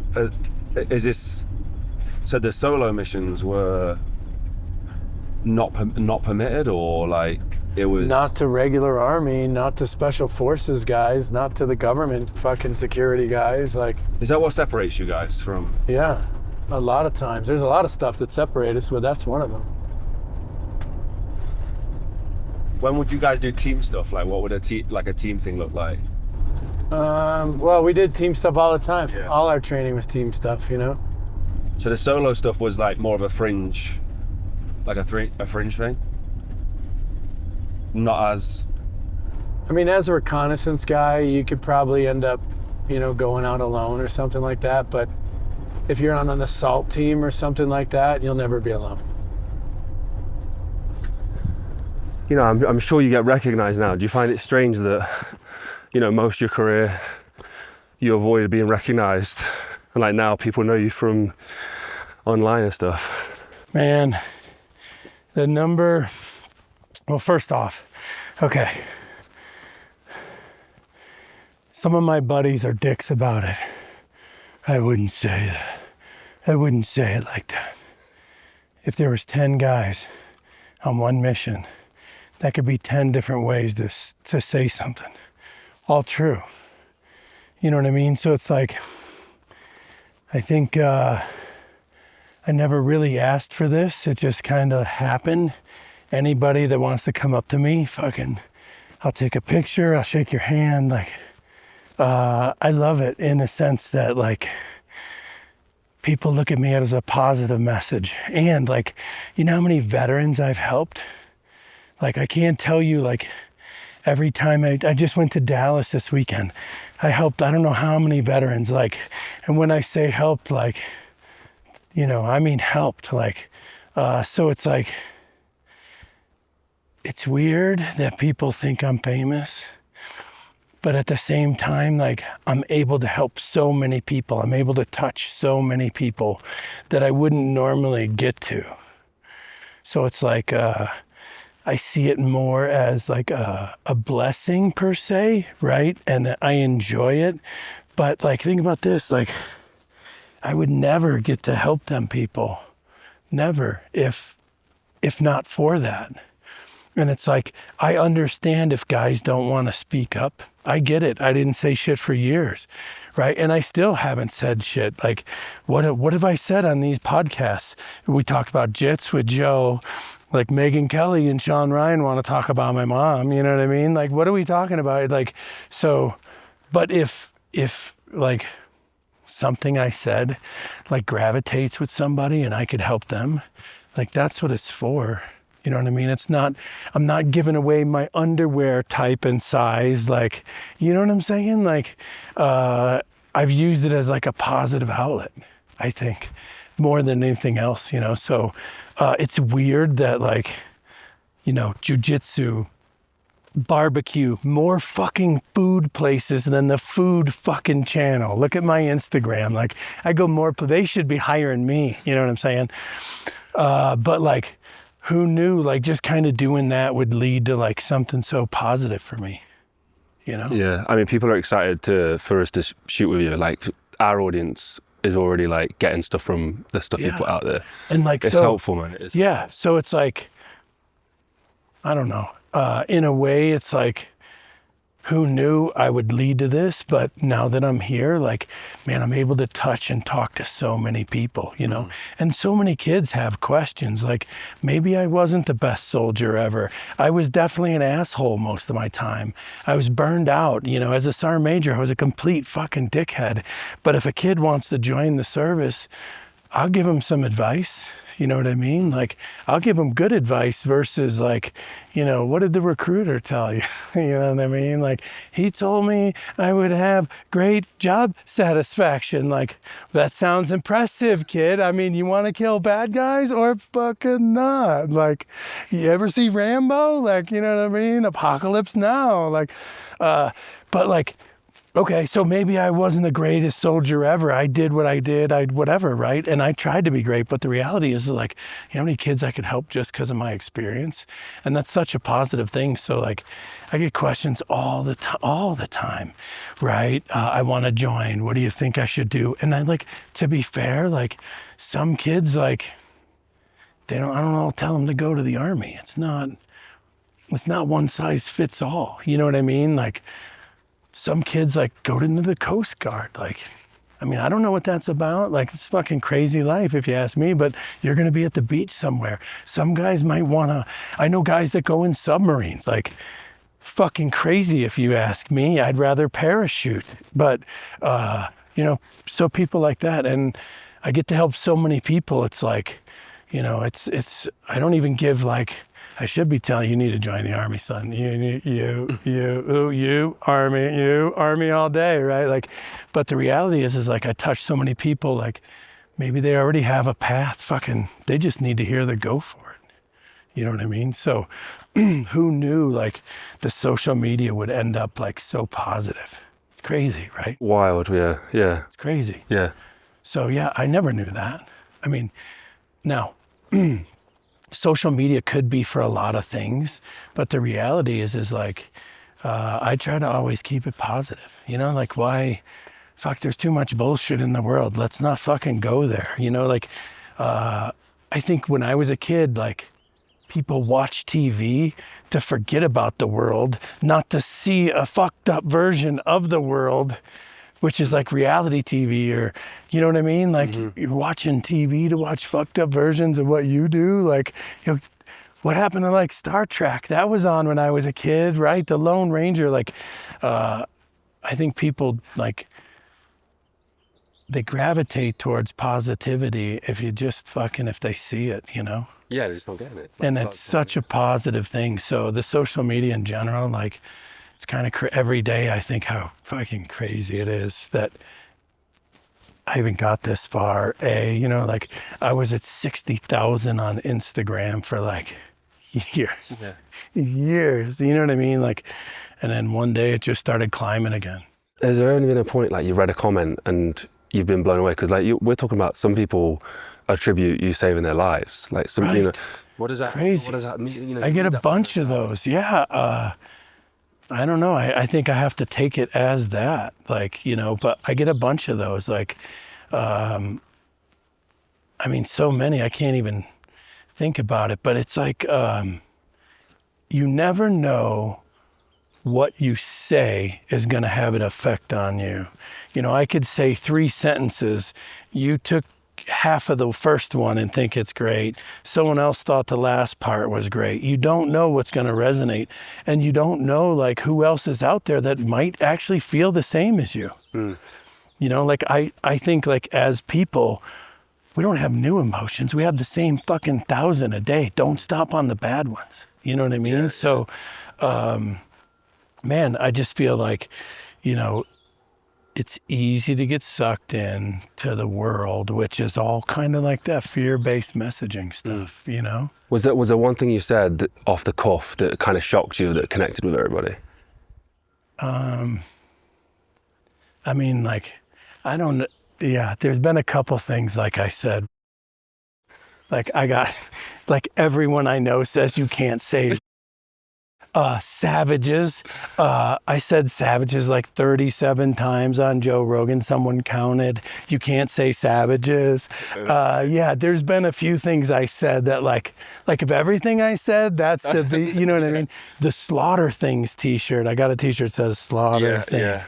Like, what do you slaughter? Like, no, nothing today. Like, I got my Crocs on, you know what I mean? Like, you know, maybe I'm slaughtering your comments. I don't know, right? But yeah, like it's been the weirdest shit. Like, but like when it comes to like, you know, sharing experiences or that, you don't know what sticks with people. And everybody, it's like, it's that little, you know, I used to say this in Iraq, like within the story of Iraq, there is fucking 1,000 stories a second.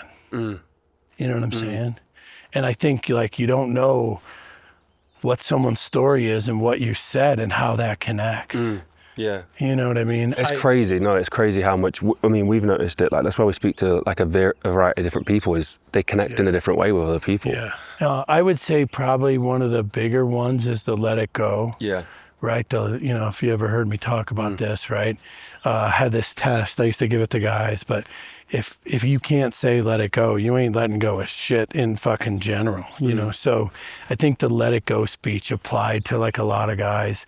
I helped a guy recently where like, I forget how he asked me, but he asked me about like, I don't know, it was like a city in Iraq or something, right? And I was like, yo, man, that was 25 years ago. You got to let that go. And like the impact that had on him, like, you know, he contacted me later and like, you know, just in passing, right? So you don't know what really what like will stick, you know? I think it's because you carry substance as well, though. Like you've been there, you've done it. So when you say it, the words are heavier. The Megyn Kelly interview, was listening to that on the drive down last night, and I think you said about the let it go, and she says, yeah, I have family members, we just bury it down, and you're like, no, it's not bury it down. Failed. You got to let it go. Failed, Yeah, but it's so interesting because I think there's a misunderstanding about that. People think that is letting it go, like Right. forcing it down somewhere, but Right. letting it go is Forcing it down, it's forcing it that's down. bad shit. Yeah, that's really bad. Like that's. Yeah. I mean, I know. Did you ever do that at any point, or you always? I did that. Yeah. Okay, we can talk about that That's later. where Yeah. it started. Yeah. Stuffing that shit Oh, down. been there. Yeah. That's when I realized, like, okay, how much can you carry? Yeah. You can stuff some shit down. Go ahead. Yeah. And if you only stuff down a couple things in your life, okay. Yeah. You know what I mean? But like, if you're stuffing a lot of shit and heavy shit, eventually it's going to weigh you down. How much can you fucking carry? And it just seemed like, you know, in my family, like my parent, my mom, my grandparents carried a lot of heavy shit all the time. And like, yeah, I just don't got the strength for that.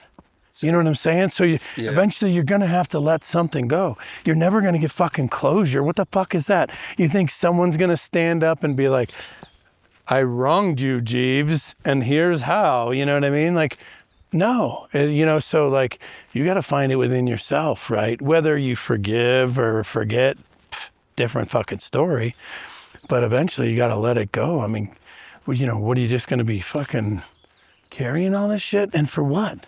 Most of it you can't control. Yeah, well, I completely agree. The interesting thing is, just on this, and we'll get moving again, is that is quite like a spiritual journey to be on, and like is that anything you invest in or subscribe Spiritually? to? Like, yeah, like I do. Oh, you do? Okay. Okay, I'm not religious. I was born Catholic. So that's like us, yeah. You got? Yeah. I wouldn't say I am Catholic in the sense that I'm more of a Christian than a Catholic. Like, be good, be positive, don't steal, help people. In that sense, yeah, I think I'm very Christian. Yeah. But I'm not like religious. Yeah. That's You know what I mean? Yeah. I would say. And I got nothing against religion, and I still believe in all the Catholic stuff that like I was taught, even though I wanted to be outside playing. You know what I mean? But you know, I have nothing against Catholics, and if I go to church, I go to a Catholic church. But the reality is I think I'm just Christian. But I think it boils down, and I think I had to learn this at some point, is, you know, I had to tell myself when I woke up in the morning, I'm going to smile and have fun today, or I'm going to be a fucking asshole again and have a miserable day. And it seemed to work that way. And then as I started to choose smiling, right, I had better days. I'd have fun during the day. And that's when I started to switch, right? So that's why, like, if you ever hear a guy like, that guy was an asshole. Yeah, he's probably right. You know what I mean? I had a job to do. But, you know, Was there a catalyst, I think, though? Well, yeah, To have that I just miserable every day. Miserable. I was just miserable every day. Yeah. Like, I was fit, I was in good shape. I think that's the thing, is like, there's all the guys who are watching the channel might be in that sort of space, but it feels like something really bad's got to happen, like to go, right, okay, now I'm going to assess it. Did you have that? Like, no, it just came to you at some point. Realized, like, I'm just a fucking ass. And I realized I used to be funny. Yeah. Like, I used to have jokes. Like, when I was younger, I thought I was funny. Like, you know what I mean? I was always I was the smart ass kid who got in trouble, you know? So I realized, man, I used to be funny. How come I'm not funny no more? And then I realized I was just an asshole. I was burned out is what it was. You know, you don't know. You don't know this, right? Or I didn't know at the time. And so anyway, I just tried to make myself smile. But what I realized was it's a positive negative thing. I'm choosing to be positive. I'm choosing to be negative. And I think that's the basis of all, like, religion, Christianity, positive, negative, how you want to live. You know, it seems like negative energy is you die young. Yeah. You know what I mean? Yeah. Positive energy, you're going to smile till the day you die. Like, I'd rather be smiling, you know? So I realized, like, religion, and it's all positive or negative. And then I just wanted to be positive again. You know what I mean? And when I went back to being positive, man, I have amazing days. Like, we're fucking, this fucking It's top crazy notch. that it's like a switch, like, that you can turn. I mean, this is what we need to talk about, I guess, is like how people can do that. But yeah, you make that decision, you start seeing things positive, you start smiling, you start trying to have a good day. It took a while. Yeah, I bet it took a while. And there's still times where I'm just like, yeah. You know what I mean? But, you know, hey, what is the silver lining here? And I think that's what you should be looking for, especially, and then look, the psychologist, you have these negative thoughts, tell me about them. No, fucking have them. It's fucking normal. Yeah. You know what I mean? Like intrusive thoughts, I have them all the time. They're really fucking bad. So what? Does it mean I'm gonna fucking do any of that shit? It's just, so I guess what I'm saying is I think people just have negative thoughts sometimes. Yeah.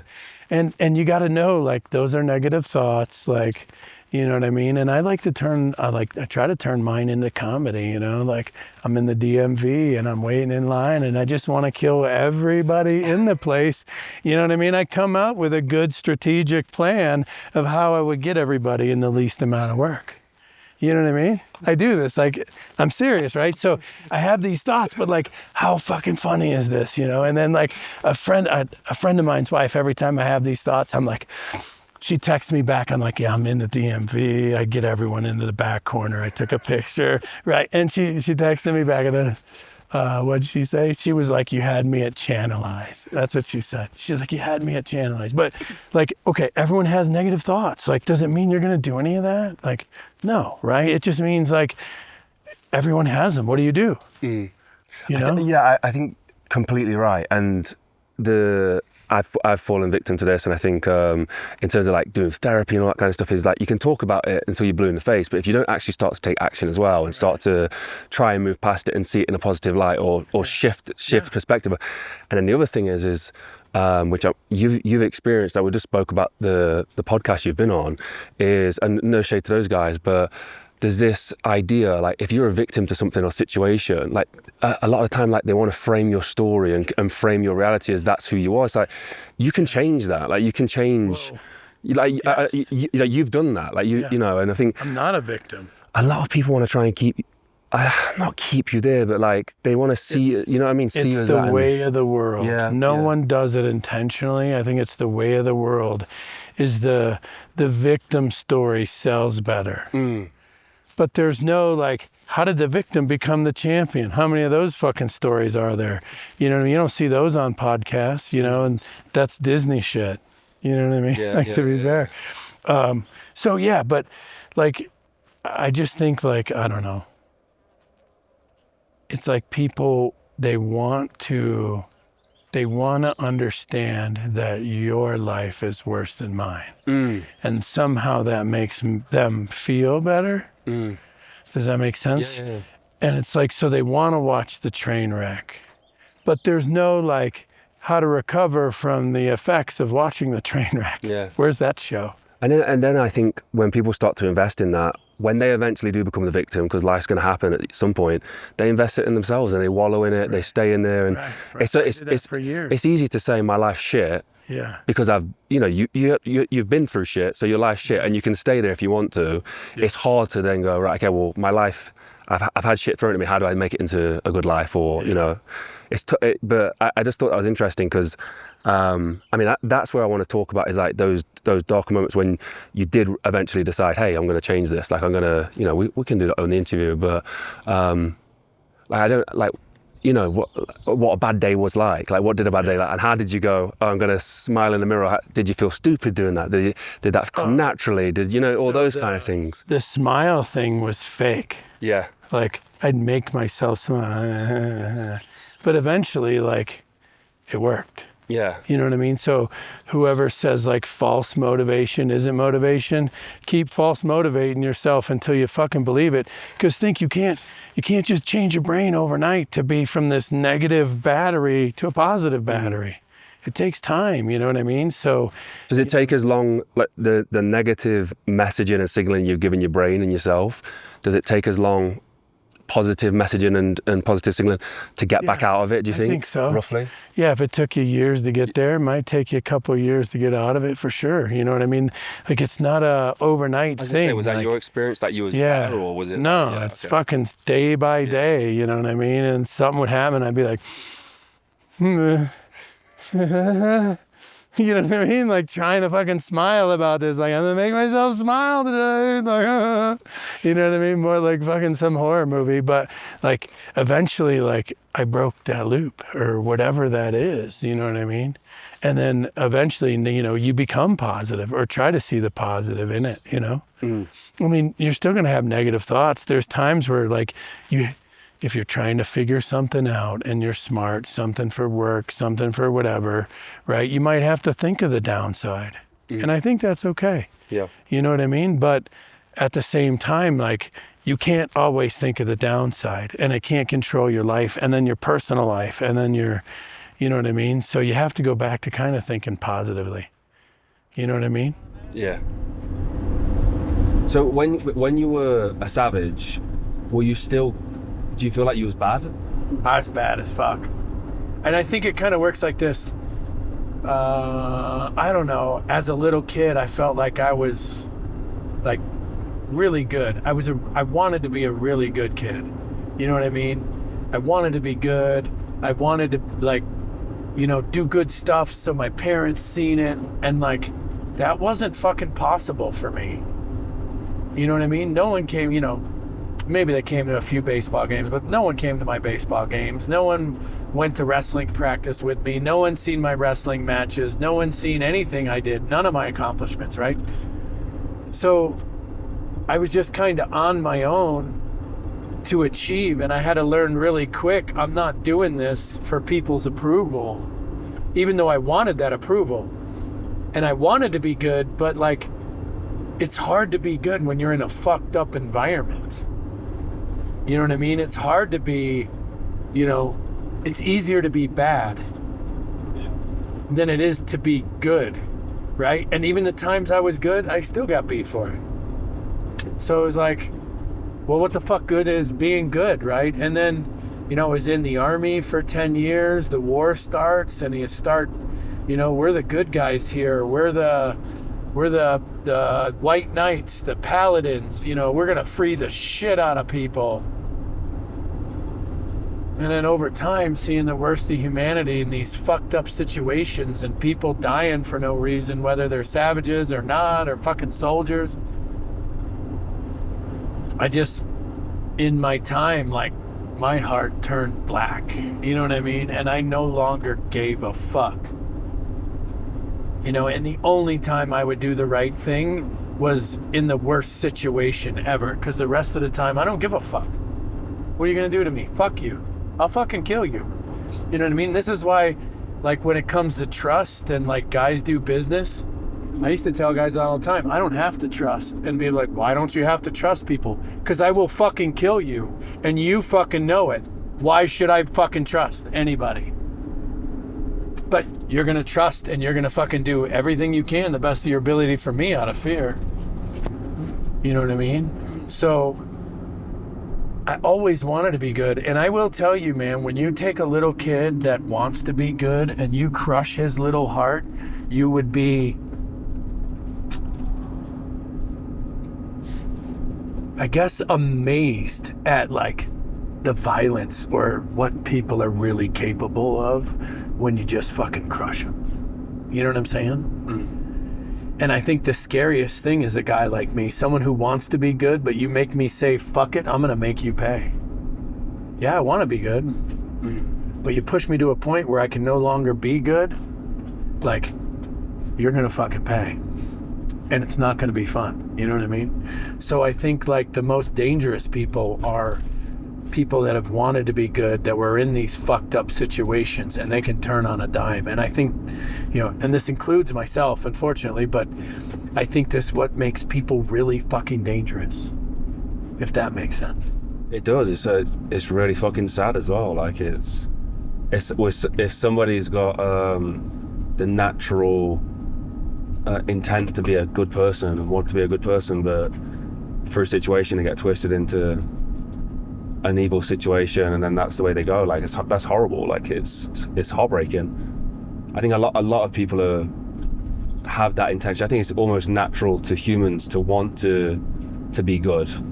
I guess most humans, and I know you've seen evils that people won't even understand, but I do think at heart most people want to be good, but I think evil is a social upbringing.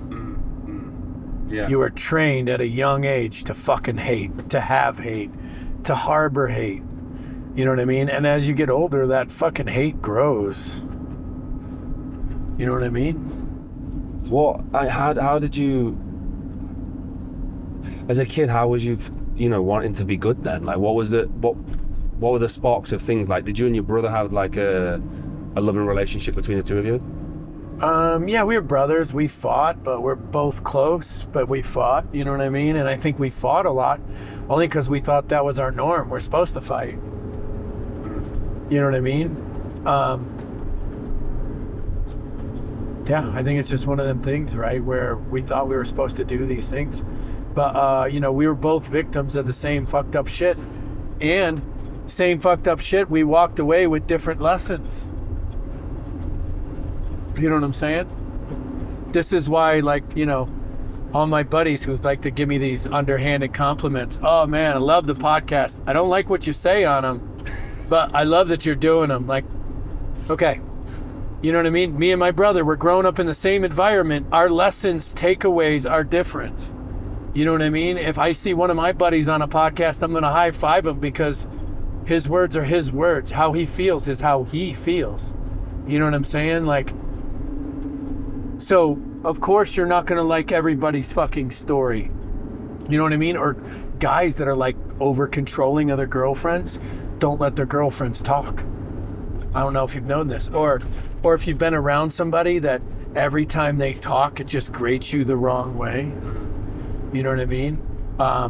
That's what's going on. And the reality is that person has the right to feel, say, speak, however.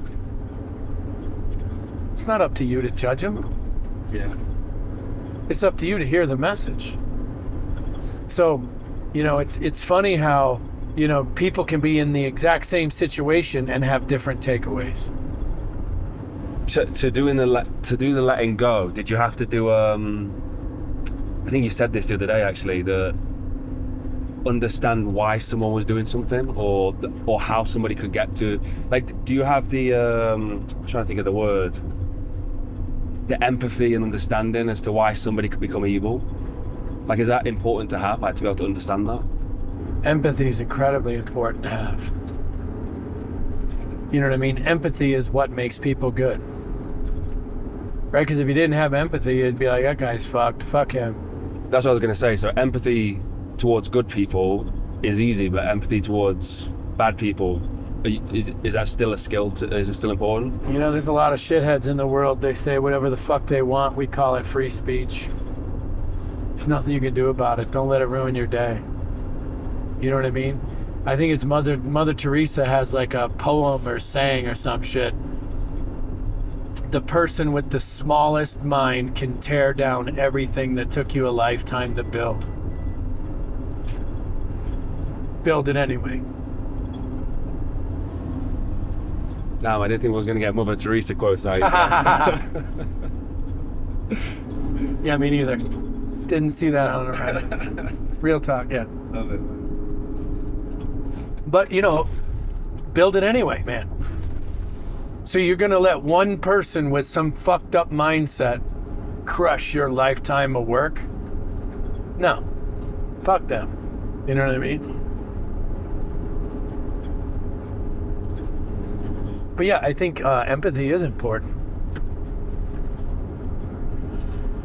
You know what I mean? I think I think all good emotions are stuff that you should be processing, and I think all bad emotions are stuff you should stay away from. Revenge, hate, what does that lead to? Jealousy. You know what I mean? All those negative emotions just lead to more negativity. Has revenge ever given you closure? Yeah. Yeah. Is that bad to say? No, I think some people obviously feel that, yeah. Yeah. I mean, sometimes it's good. You know what I mean? But I would be careful because, bad revenge could wrinkle your fucking soul. Regret wrinkles your soul. You know what I mean? So if you regret this revenge, you fucked yourself worse. You know what I'm saying? Have you had regrets like from any of those revenges? Yeah, never one, but I No. mean, Do you have any regrets in life, just or? I don't know. Why would you have regret? It's going to wrinkle your soul. You know what I mean? Why let something like that ruin your day? Move the fuck on. You made mistakes. You know, fail quick, fail often, move the fuck on. Yeah. Figure it out. You know what I mean? So like, I mean, if I have regrets, I don't know what they are, but I would imagine I have some. I'm human. I have to. I mean, do I regret drinking my way to the bottom? No. It was not a bad time. You know what I mean? When I hit bottom, did I know I was at bottom? No, I think I was still having a good time. You know what I mean? But then when I realized and I seen in the mirror I'm at bottom, I knew I needed to do something. Does that make sense? Yeah, it did. But like, yeah, I think revenge is a tricky thing because it could make you fucking happy as shit. But if it doesn't and it gives you remorse or, you know, you just wrinkled your soul and it'd have been better off just fucking letting it go and walk away. So but I do believe there's shit out there that is revenge worthy. But I do believe that the another 99% of everything, fucking be the bigger person and walk away. You'll be happier in the long run. Yeah, I guess that's... The amount of days it'll piss you off, right, is fucking limited compared to if you're always dwelling on it.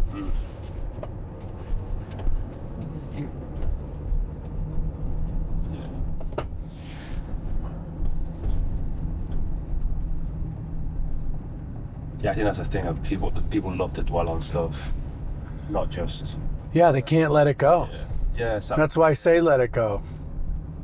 You wouldn't need revenge if you let it go, would you? You'd probably save time. Yeah. And every second you're planning someone's revenge is a second you can't move forward. How much time are you going to put into it?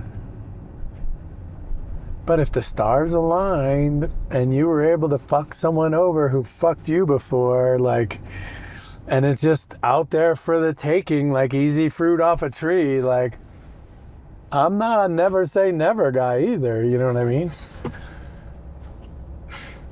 Does that make sense? Yeah, it does. So it's like, I don't know, I guess what I'm saying with a lot of this stuff is the truth is somewhere in between. Sometimes it's good to do kind of some of these things and sometimes it's bad, and you got to know the difference between. Kind of like jiu-jitsu, right? You don't want to, if you're in a decent position, you don't want to try to move to another position that's worse, right? Because this will get worse for you. You're trying to make it better for you, you know what I mean? So you don't want to make that trade-off from good to bad. You want to go from good to better. And how do you do that as a person? I just try to be good every day. I try to be a little bit better than yesterday. I try to be good. I try to be as honest as possible with people. I try to, you know, full disclosure. I'll tell you, hey, here's where I stand. You know what I mean? If you can do it, you can. If you can't, you can't. Just tell me. It's no harm, no foul, right? Like, in a lot of ways, I just trying to live good only because, like, you know, what's the alternative? You're going to be an asshole every day? You think you're going to get enjoyment out of that? I said this yesterday. You could be smart or dumb in the Army. You could be cool or an asshole in the Army. Don't be the dumb asshole. That leaves you fucking however many other options you got. You could be anywhere in between. No one cares. And there's no fucking great. There's no great unless you're in sports. That's another thing. Do you think we're putting people on pedestals, especially, I mean... Fucking A, we are, man. People are just people. You know what I mean? They might pull a job. You should have respect for that job. But the reality is that people are people. They still put their pants on the same as me. You know? And I would say, like, especially nowadays, you know, like, people are lazy. Why? Because the internet makes them lazy, because everything's at your fingertips. You know? People are overweight in this country because our food is fucking terrible. You know, we talked about that, right? Our food is terrible here. Right? But I mean, think about this. These are two major strikes going against you as a human being, but this is the social norm. And no one even sees it. They don't see it that way. I mean, that's a simple rule. Like, don't get out of shape. Like, you know, that's a, you know, an easy one. And if you don't do it, like, it's an easy one to not do. Like, it's a really easy one not to do. But it's one of the one things that if you do it messes up tons of different things. Like, it, you know, your health, the way you feel, like everything gets messed up by it. Do you feel it's weird that people put you on a pedestal? I don't see myself as on a pedestal. You know what I mean? Like, I don't think I'm on a pedestal. You must feel that people put you on it though. No, I think people, I don't feel that way at all. I feel more like people resonate with me because, like, I'm not trying to fucking tell you the sky's fucking green or whatever fucking people talk about these days. If the sky's blue, let's fucking call it blue and move on. Like, so I think people resonate with me because I just fucking say what I think, you know, and it comes from a good place. Like, and I think that resonates with people. And so, and I think that's the reason why I get so many positive comments. I get so many letters and emails, how people I helped, you know, like, fuck, man, I can't tell you how many people I've actually fucking helped, made a difference in their life, just by me being me. You know what I mean? So it's like, I think as long as I'm me, I don't feel like I'm on a pedestal. I feel like people resonate with me, and that's why they want to shake my hand or take the picture. You know, I'm not above anybody. You know what I mean? Like, I don't think I'm above. I mean, I live in a van. You've seen my place. I'm a fucking simple guy. People could have this life, yeah. Like if they see it, yeah. There's nothing to it. So there's no pedestal here. The only pedestal is this fucking step that helps me get in the van, because otherwise it'd be too fucking high. But other than that, like, I don't believe I'm on a pedestal. I don't believe I'm better than anybody. Like, matter of fact, if you ask me, like, I've fucked everything up. I'm a bigger fuck up than most people will ever be. And maybe it's my having made every mistake that fucking puts me where people resonate with me, you know? But yeah, I've been fucking shit up my whole life. Like, but I don't think I'm on a pedestal. I don't think I'm above everybody. I don't think anyone's above me. I think most people are equals, and that's just kind of how it is, no matter what their lot in life is. Yeah, I think that's fair to say. Yeah, I think you're right. I think there's a few things that people maybe connect with, and I think one, the idea that you're admitted, or you admit that you've messed up in life and you managed, well, we can assess that you managed to turn it around. But then I think the other thing is the authenticity. Like, I think being authentic, being yourself, I think people aspire to be that. And I think in a world where it's difficult to be yourself, or people find it difficult to be themselves, I think they look at that as like a breath of fresh air. I mean, I'm sure it's got you in shit being authentic. Oh yeah, but people do not like the truth. You can lie. I've lied to people in my life, and they weren't mad at me, and they knew I lied to them. I've told people the truth, and they fucking hated me forever and not talked to me again. That's just how it works. Would you change it? Fuck no. Look, if you can't handle the truth, you got more fucked up shit going on today than anything else. Because, like, as soon as I realized I was fat, I realized my truth was being fat. I needed to do something about it. Have you ever not been authentically yourself? Like, have you ever, wavered from that? Fuck no. No. Why would I? Why would I compromise myself in any way for somebody else? And why would I want to be anybody else but me? I mean, fuck, I don't understand it, but you're stuck in that fucking body. You're given a body, you're stuck in it till you fucking die. Who knows what happens before or after? Who knows how you got here? Who knows where it goes after? But you're stuck in that body, and you're going to hate that? You're never going to be fucking happy. You know what I mean? Like, if you could just be happy with what you got, you'll be fucking happy. It's another thing is, like, I talk about all the time, probably needs to be a chapter of a book, is don't live beyond your means. Oh, that's huge. Yeah. Right? Like, people are driving to get that fucking Ferrari. They want that new car. They want fuck, if you can afford it, fucking go get that thing. But don't get it to where it's a detriment to everything else you work on. Yeah, I think that's great advice. Yeah, I think that's that authenticity as well. You're being fake. Like, you're not being. If you're living beyond your means, you're fake. Do you ever have a question from like younger guys about how to be authentic, or how I feel like they are unable to be themselves? Like, you ever had that kind of? Nah, most younger guys ask me about joining the army, joining the service, Marines. What would your advice be about like how to be authentically yourself? Yeah, first off, just stop giving a fuck. Stop trying to keep up. Don't keep up with the world. It'll outrun you. You're just gonna end up tired and pissed off, right? So just be you. And I'd fucking turn off the news. Just because you could parrot the top fucking 5 news articles doesn't mean that's you, right? So turn off the news and get in touch with yourself.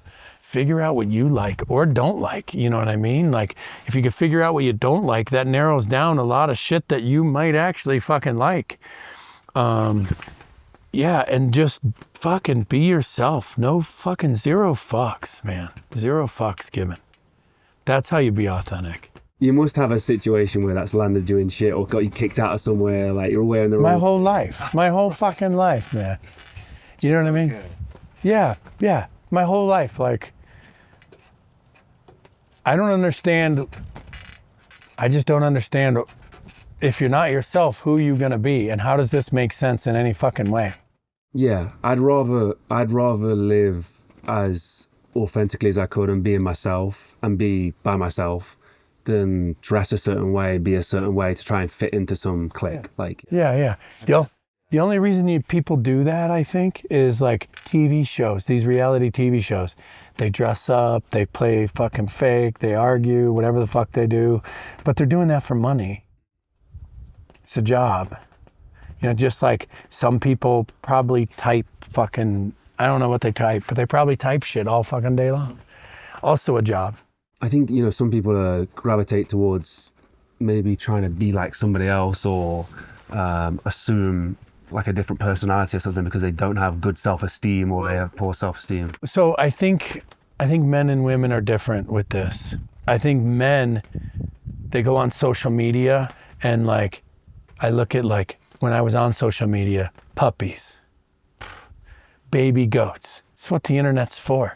Trucks, old cars, guns, like dudes are into stuff. So guys look at Instagram to look at stuff. Make sense? Yep. Girls look at other girls.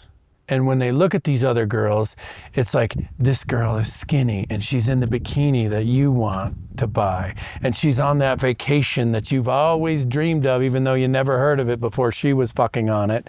But now it's all you fucking dream of, right? And this girl's got the bikini you want. She's got the body you want. She's on the vacation you want to have. And girls want that fucking life because girls are into people. And I think for girls, social media ruins, and it's always the grass is greener for girls. Where dudes see social media as like, yo, did you see those monster trucks? You know what I mean? You see that new gun that guy put out? Like, that's what guys look at on the internet, things. Mm.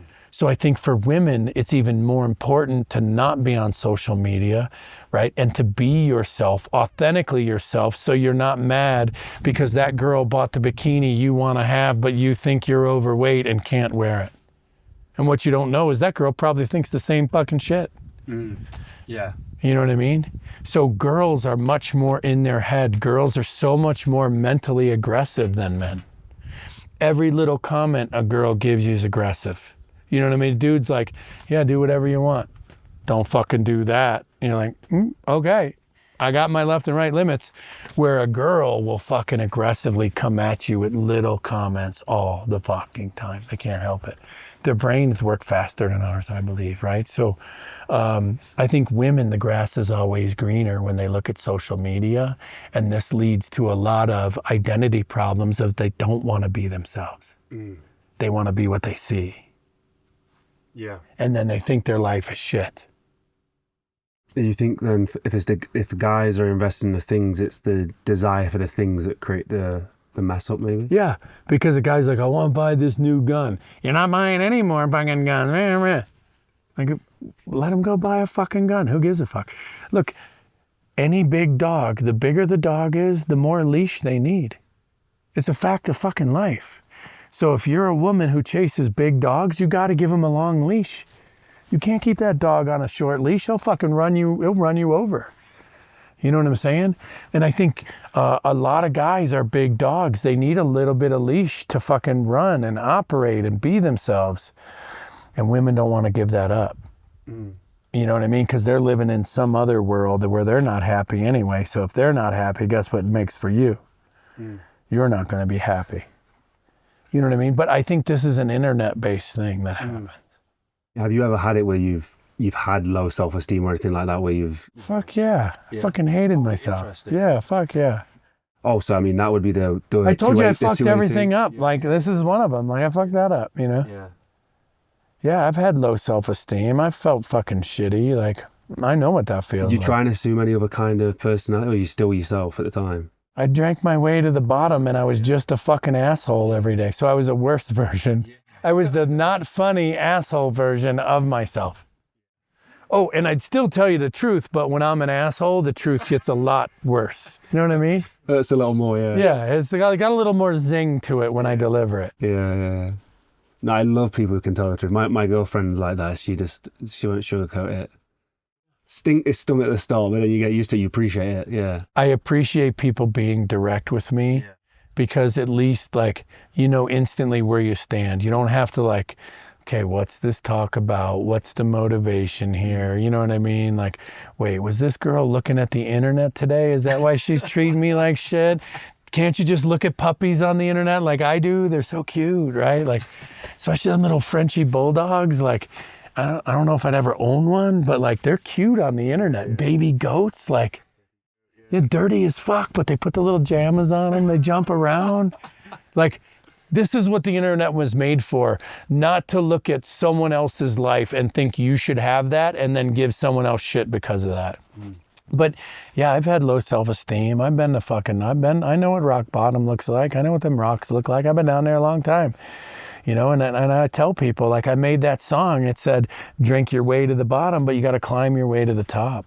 If you don't mind, like, what was a day like you get when you was, I mean, you weren't an alcoholic though, were you? But like, you would just... I did drink a ton. Yeah, so you would get you'd finish work? Yeah, I'd come home from work, I'd drink I'd eat dinner, and then I'd drink a fifth trying to go to sleep, and I'd eat I'd eat a few Ambiens. Like, I think the most I ever ate was like 4 or 5 Ambiens. I drank like a fifth, maybe 2 fifths.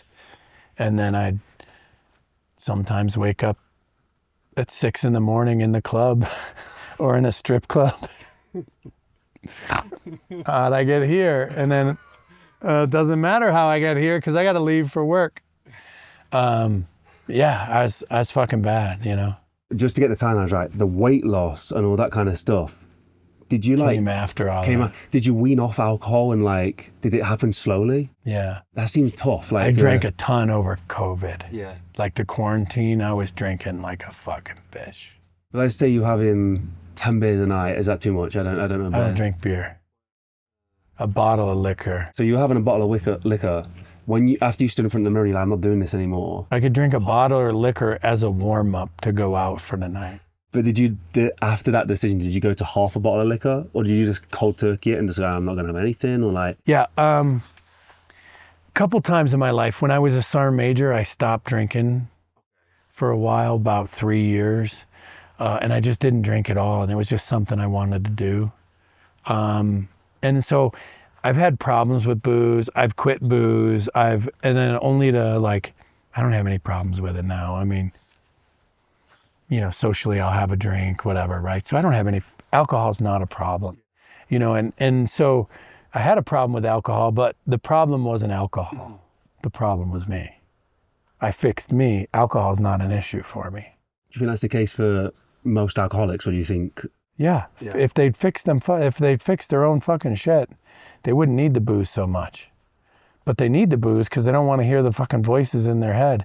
But them voices in their head just say shitty shit because that's all they do is shitty shit. And they're hungover. Of course you'd be an asshole. There is hangovers to alcohol. No matter if you're a professional drinker or not, it fucking affects you the next day. Should be the second book should be like a spiritual book. That'd be a good one. Let's go. I'll ride it with the Dalai Lama. Let's go. Me and this guy will ride a zinger. Me and the know what I fucking mean? Dalai Lama. I'll write the controversial parts and he can write the really You good. can put the swear words in, yeah. Yeah, there you go. Just a quick interruption for the video, guys. As many of you know, we are independent creators and filmmakers, but there is a massive attack on us right now. Traditional media over the last few years has started to slowly die. They are no longer the independent voice that you first thought they were. That's why we've created Mulligan Brothers Patreon. We've built something special for our most dedicated supporters, and I want to break it down for you real quick. The supporter tier gets you ad-free early access to both video and audio versions of Mulligan Brothers interviews 24 hours before it goes public. The executive tier gets you everything that a supporter tier gets, plus more. Exclusive interviews and behind the scenes content, walk and talks, daily routines, unreleased interviews, the stuff that you don't see anywhere else. And finally, the executive producer tier. Everything from the supporter tier and the executive tier, plus exclusive perks. Access to our treatment packages. Be the first to see which guests are coming up and get insight into the topics we'll be discussing before anyone else. And you'll even get an executive producer credit on every single documentary that we make. So if you've ever wanted to support the Mulligan Brothers mission of inspiring change so we can go around the world and get these stories that nobody else will, this is exactly how you do it. Go to patreon.com/Mulligan Brothers or click the link in the description or scan the QR code on screen. Join the community and help us inspire change. Just a quick interruption from the video. I want to talk about our paid partnership with BetterHelp. As you guys are aware, I've always been super open about my mental health, anxiety, depression. For a long time, the way I would deal with that is by burying those emotions, working really hard, running hundreds of miles, and burying those feelings deep down inside. That's why over the last 2 years, I have stuck to online therapy. Weekly online therapy, and it's been absolutely incredible. It was a massive weight off my shoulders. I know I'm not the only person who feels like this, but sometimes it can feel like you are, and you can feel super alone in that anxiety, that depression. And then we have to add the mix of social media in there. For somebody like myself, I'm on social media all the time for work, but so many other people look on there and see these highlight reels of people's lives that's just not true reality. All of these things can be super overwhelming. For a lot of people, we decide to keep it to ourselves. We think we can battle through, we can push through. That's why I turned to online therapy. And you can too with BetterHelp. BetterHelp connects you with a credentialed therapist who can help navigate whatever you're going through. It's an online platform, so you can do your sessions from wherever feels comfortable. And if the first therapist isn't a right fit, you can switch at no extra cost. Most people using BetterHelp are looking for support with anxiety, and 69% report improvement after just 6 weeks. Therapy helped me shift my perspective, process things in a way I couldn't do alone, and actually start feeling lighter. If you've been thinking about therapy, this might be the right sign to give it a go. Click the link in the description or go to betterhelp.com/Mulligan Brothers for 10% off your first month of therapy. Let BetterHelp rule your anxiety, so anxiety doesn't rule you. Let's get back to the video. In terms of like where you've stayed in America, like is there a place that's like your favorite that like you feel like, you know, you gravitate towards a bit more?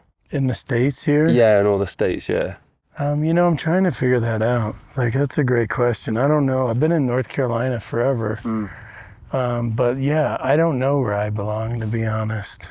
I've been trying to think about that. That's what I was going to ask. Like, do you ever, are you wanting to gravitate towards settling down or like, you know, finding like home and living living in a, not a fixed location, but it's been multiple. I own a house, you know what I mean? But, oh, so that's out in North Carolina? Mm-hmm. Yeah. But yeah, I'd like to find a place I'd like to be most of the time. You know what I mean? Yeah. Where that is, I don't know. Does I'm sure you enjoy being on the road, but does it ever get like a bit, like it gives you that, for me being on the road, I get this like quite uneasy feeling, like traveling around a little bit. I enjoy it, like don't get me wrong. Yeah, once in a while, like it'd be nice to have a house, you know what I mean? Or a place you want to be, but most of the time, man, I think most of the time people mistake like loneliness for freedom. You know what I'm saying? Yeah. Like, cause I gotta be honest, like there's the couple times, like only time I want to be indoors is when it gets hot and you need real air conditioning. Other than that, I could really give a fuck, you know? And I go to people's houses and they're like, you gonna sleep in the driveway again? Fuck, yeah. You know what I mean? Honestly, like, I think people mistake freedom, right, for loneliness or vice versa.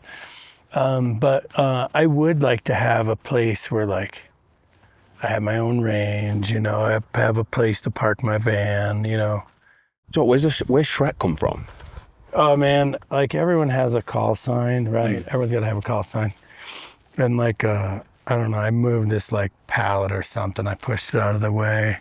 And like, most of like a couple of guys went to go get like the pallet mover or whatever, the big machine, you know what I mean?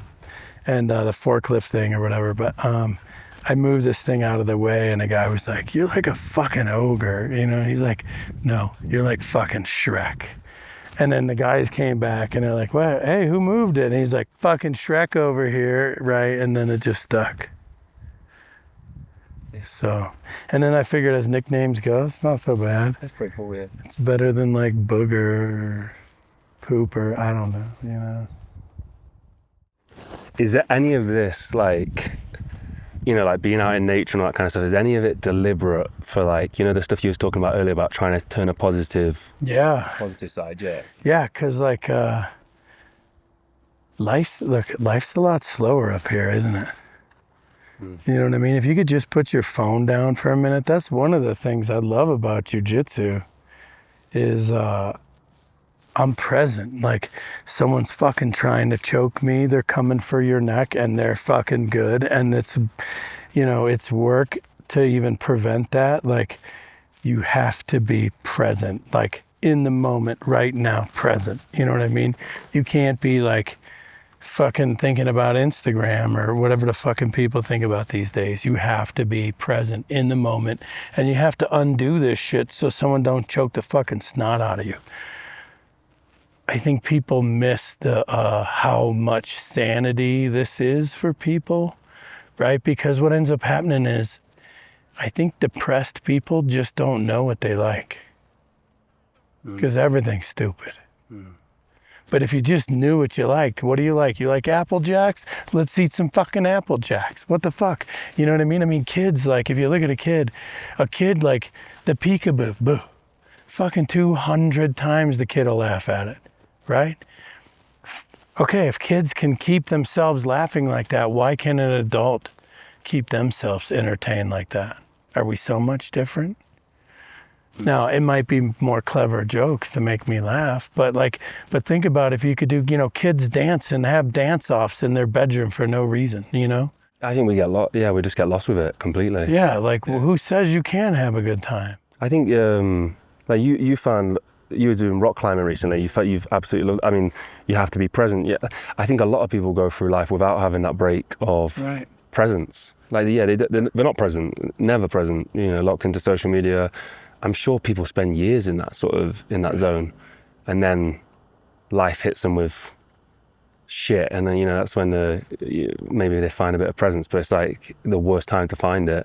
Yeah, should have found it before now, so your life wouldn't be so bad. But yeah, no, jiu-jitsu, that's like a real hard one not to be present. Yeah, but like, look, maybe it's not for everybody. I get it, but like, what I'm saying is find if you just found one thing that you liked, go do a fucking ton of it until you can find something else you like. Now you got two things, some of one, some of another, you know what I mean? You know, the kind of good thing about jiu-jitsu is, like, if you want to get good at jiu-jitsu, you have to do something for jiu-jitsu that's not jiu-jitsu, i.e. cardio or working out. So if you really want to get decent at jiu-jitsu, you kind of got to do all three. You know, so it gives me three things to do. I get to hike these trails. This is my cardio for today.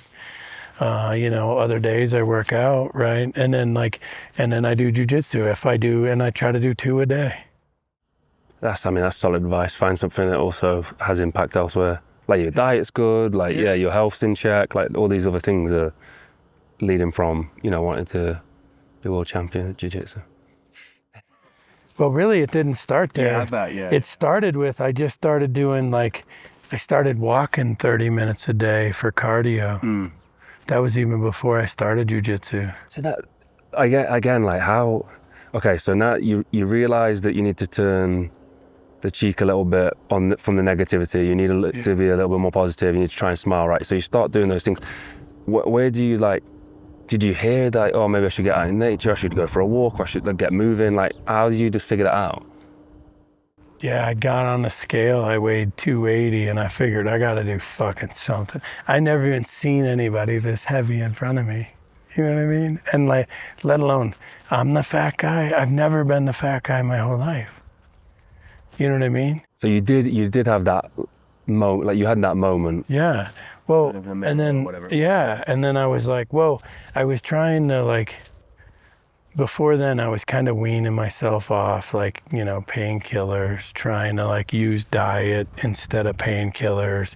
You know, I was kind of forgetful. I had kind of like some of the PTSD, forgetfulness shit. I had to figure out through food how to kind of get your brain sharp again, right? And then as I was doing that, detoxing myself, then I realized like, I'm fat, you know what I mean? And then I just every year tried to be a little bit better. You know, I'd lost 10 or 15 pounds.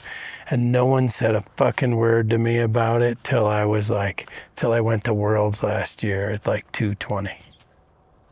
But like when I was like 230, no one said fucking shit to me. Like, he lost weight, nothing, you know? So, and so I just kind of did it anyway. And then, so one year I made a resolution I'd put on Instagram too, you know, that I was going to start walking 30 minutes a day and eating protein yogurt in the morning.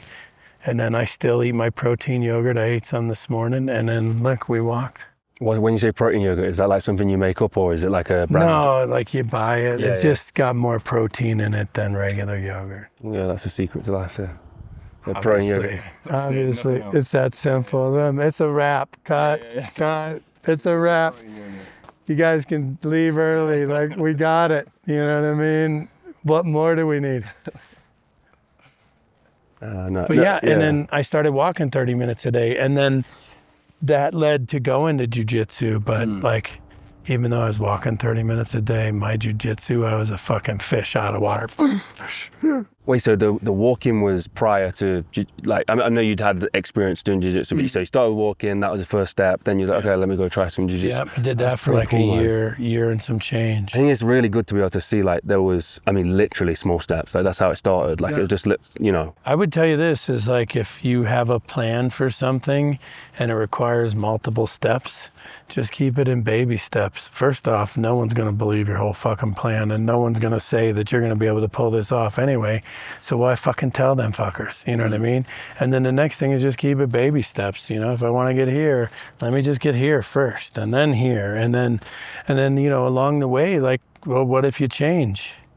Or what if you met your goal early and want to do another goal? You know what I mean? Like, you don't know, but you wouldn't be doing that, because when I was fat, all I did was say no. I wouldn't say yes to this hike. Well, I think that the biggest, like the guilt of our audience and a lot of people who we speak to are guilty for, and I mean, I've definitely been included in this before, is like that rock bottom moment. You stand in front of the mirror at 280.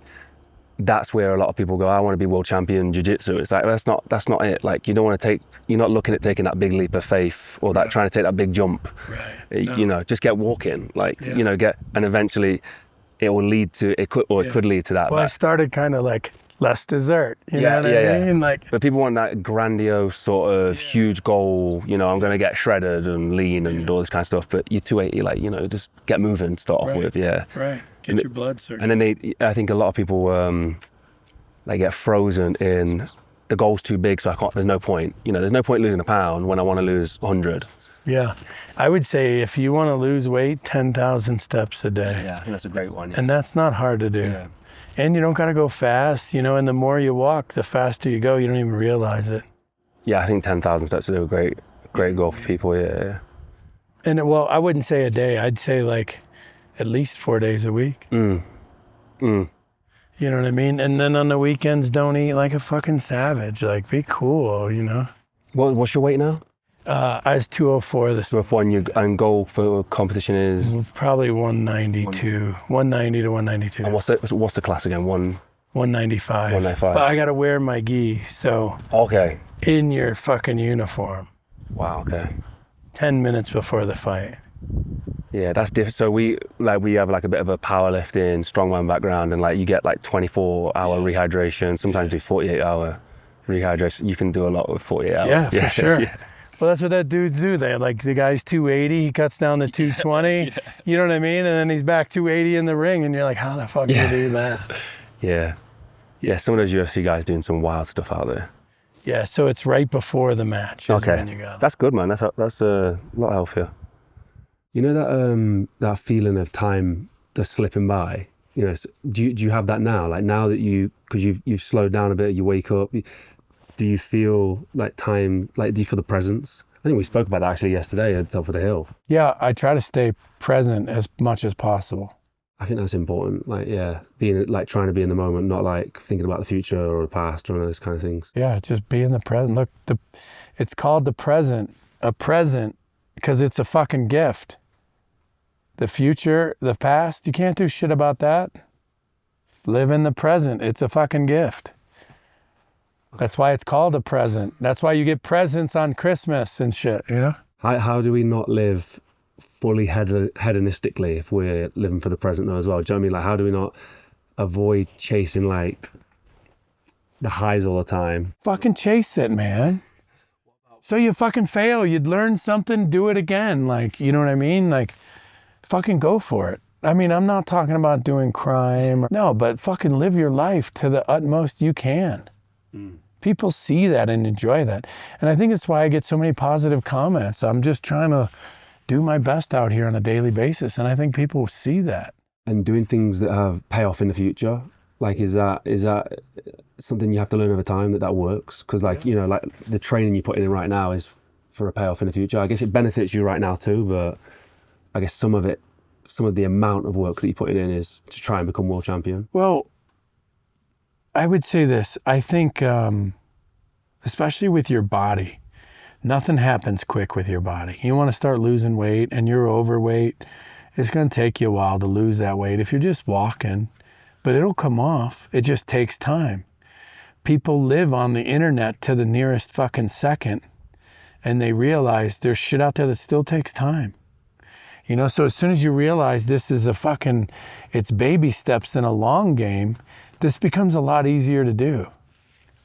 You know, but people they want to lose all the weight today. They want to do it all now. And the reality is like, well, that's not exactly healthy. Do you think, you know, you've been running this business for a long time, like you're doing these courses, you retired, you started doing this. I'm sure you was getting along, like you was earning, you know, enough of a wage and a salary. But you carried on doing it for a long time, and then I feel like, you could tell me if I'm wrong, but you had this break where, you know, you go on the Rogan, you do Shawn Ryan, you do all these kind of shows, and it catapults it a little bit more. Is it, did you feel like you was heading towards something like that? Or did you feel like I'm happy chugging along here, like doing it like this? Well, first off, I did those podcasts in between working. So I never got any time off to do that.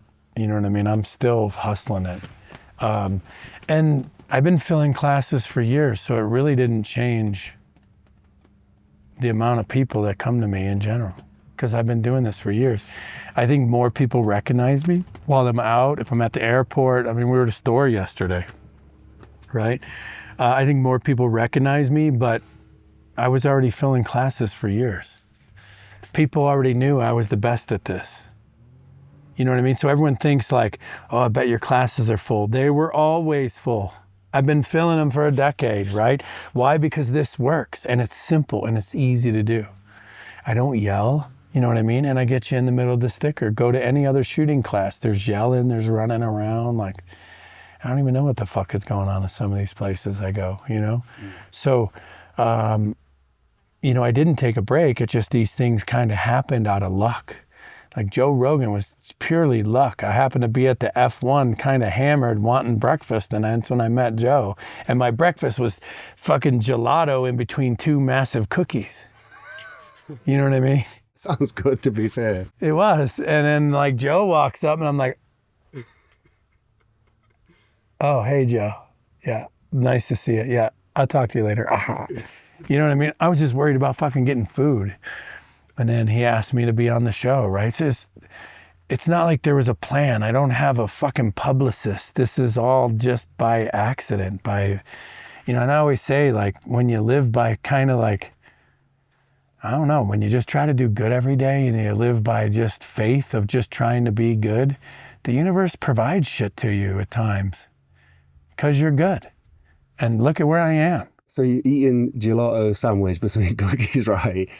What makes the connection for him to go, hey, do you want to come on the show? Like, I'm guessing he knew a little bit about you or something. He knew who I was, yeah. And then like my friends kind of knew his friends, his security all knew who I was. Through like social media or through like your shooting? Yeah, social media, shooting, like just through other channels, jiu-jitsu, you know what I mean? And then like he got my number from somebody and was like a couple days later, like, hey, how'd you like to come on the show? And like, I was like, hey, can I get a picture? And he's like, yeah. I was like, can I get it later? And he's like, yeah. And I figured I'd see him later because I'd be there all day. I just kind of got buzzed and forgot about him. Did you put the gelato sandwich together or were they serving it? No. They were serving it? I figured that shit out. I was about to say. I got these 2 big cookies and then they had a gelato machine and my buddies are like, they don't even have ice cream. I'm like, I want an ice cream sandwich. And they're like, dude, they don't got any ice cream sandwiches. I'm like, the fuck they do, man. Watch me. I just got these 2 cookies and I like loaded up the cookies. Fucking crushed it. Well, there's a little more to it. I was out at turn 1 when the race started and like all they serve out there is mimosas, right? Yeah. Like orange juice and champagne. Oh, you was in like a lounge or something, like a nice posh kind of place? Of course, man. What do you think? I'm out on the track. You know what I mean? Come on. Yeah, I was in the VIP tent. That's how you think I seen Joe. Yeah, I was about to say, yeah. And I was with a buddy of mine, right? And we have been at, we have been at like the same F1 races around the globe at different times, not knowing each other. And then I met him and he was like, hey, come to the race with me. And I'm like, fuck yeah. So the year before I couldn't go. This year I was like, or the year I met Joe, I was like, I am not. I'm scheduling around this, you know what I mean? But yeah, we're out at turn 1 drinking mimosas. It's like 7 in the morning or some shit. I'm already kind of buzzed, so I needed fucking food bad. You know what I mean? Like too much liquor, no food, like this could be bad. Go eat, right? So I went and got a fucking gelato cookie sandwich. I made it myself. And the ladies that are like, you know, like the food ladies that stand by, cause it's like a buffet like thing with like ice cream. Like they're just like looking at me. I'm like, check me out. You know what I mean? The lady's like, yes. No way. We used to go out for drinks and I always used to get funny looks. My pre-drinks routine was to go to the store and get like an ice cream sandwich. Yeah. I love ice cream sandwiches, man. I do too. I like all ice cream, so. I've not heard gelato and sandwich. Yeah, it was a little messy. I bet it's a bit softer, right? Too soft. It needed like some type of crust to hold the ice cream in. It needed to be like hard froze or something. Was it chocolate or? I did chocolate chip cookies with chocolate gelato. That's pretty decent. Where was the F1 event? Austin, Texas. Austin, okay. I was just first experienced doing Miami. My girlfriend took me out to the Miami F1. That was pretty cool. First time seeing them. I'd never seen. The first time the cars went past, I was like blown away. I couldn't believe it. Wasn't in a VIP suite though. One of the it's not for everybody. You know what I mean? It's not for everybody.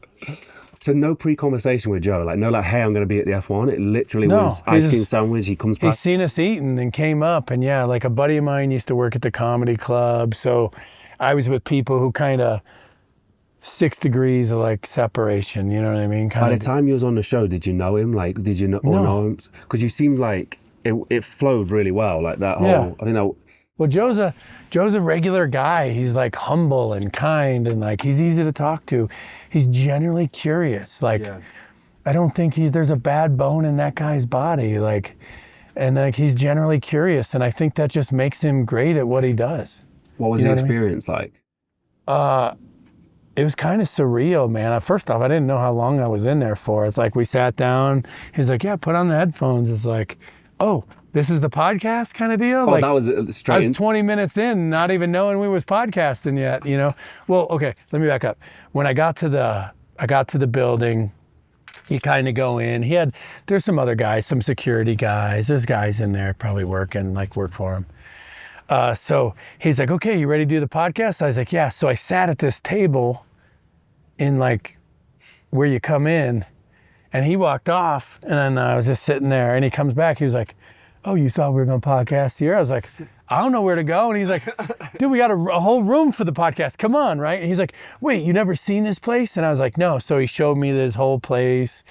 He has like a bow and arrow room. We were into bow and like I shoot bows as well. I elk hunt as well. So we were talking about bows forever in the bow and arrow room because he's got the exact same bow as I have. Oh, okay.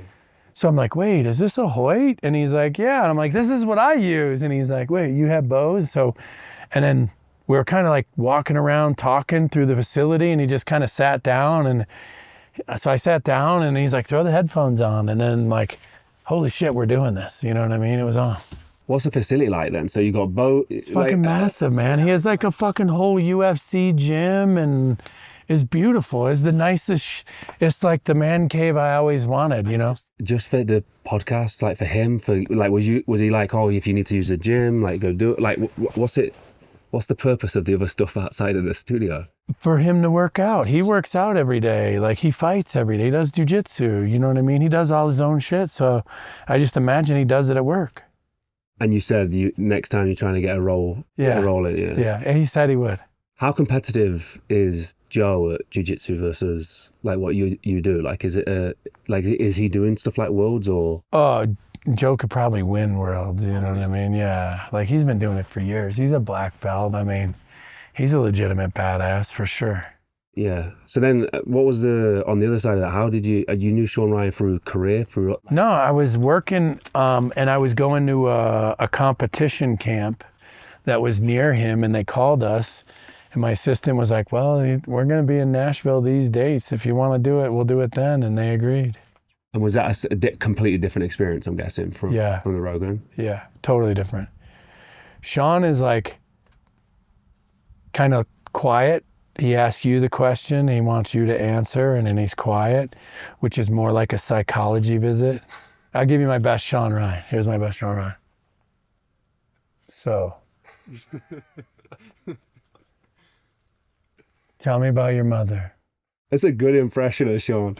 He's a really nice guy. Yeah, he's great. I love Shawn. You know, I think I lean more towards Shawn Ryan's style of interviewing than a Rogan, but yeah, Joe Rogan was like bullshitting with your buddies. Yeah, when I left Shawn's, it was kind of like, was that a psychology visit? You know what I mean? And my assistant was like, how did it go? And I'm like, no idea on this one.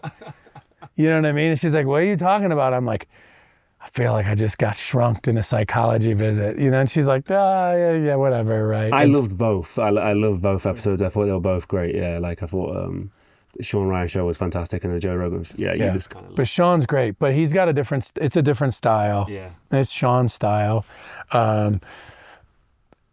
Everyone I know loves that style. Yeah. You know what I mean? But like when you're when you're getting those questions, it doesn't feel like a conversation. It's just kind of like, you know, like a psychologist asked, you know, so tell me about your mother. Yeah. So tell me again, when you joined the Army, what was the first thing you did?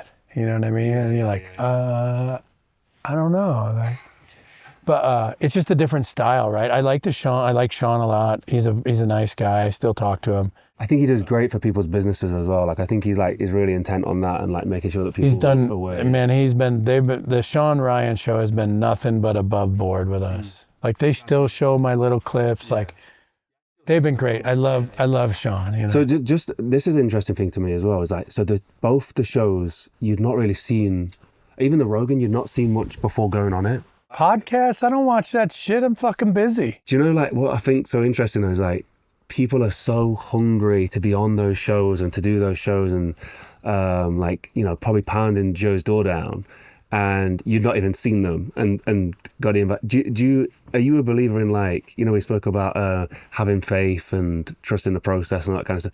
Do you believe that if it's meant to be, it's meant to be and it'll come around? If you're positive enough, the universe will deliver good shit to you. And if you're negative? You get bad shit. Yeah, I think that's true. And I think even if you do get something good, usually you see it as negative anyway. Like you hard to read. Well, you can't give anything bad to someone positive because they'll see the silver lining. And you can't give anything good to someone negative because they'll always see it as bad. Right? So when you're positive, the universe gives you great shit. That's what I'm saying. Like, you're creating your own shit. But at the same time, the universe is going to provide decent shit to you. Do you believe in like the law of attraction or anything like that? Have you ever heard of those kind of things? Yeah, I mean, I've read all those books. You have? Yeah, of course. Do you read a lot? Yeah. Have you got like favorite kind of genres that you read? Like because that's like they're the kind of books that I like history. Yeah. I do a lot of World War II history, World War I history. I like those. I used to do a lot of Vietnam, McPhee, SOG kind of history books. I like history. I love that Empire of the Summer Moon. You ever read that? No. About the Comanches? It's like Comanche Indians in like fucking 18 something. Like at a time someone could ride 25 miles a day on a horse, they were doing like 100. They had like a 400-mile range. They'd like be in Colorado, plan a raid in Mexico, ride to this town, and pillage, take everything and ride out back to Colorado. So, but I do like history. I like a lot of like 1800s, like Civil War, pre-Civil War, Indian like history. I like a lot of that. I listen to all the leadership books, Simon Sinek, Leaders Eat Last. What's his name? Ryan, The Laws of Power, right?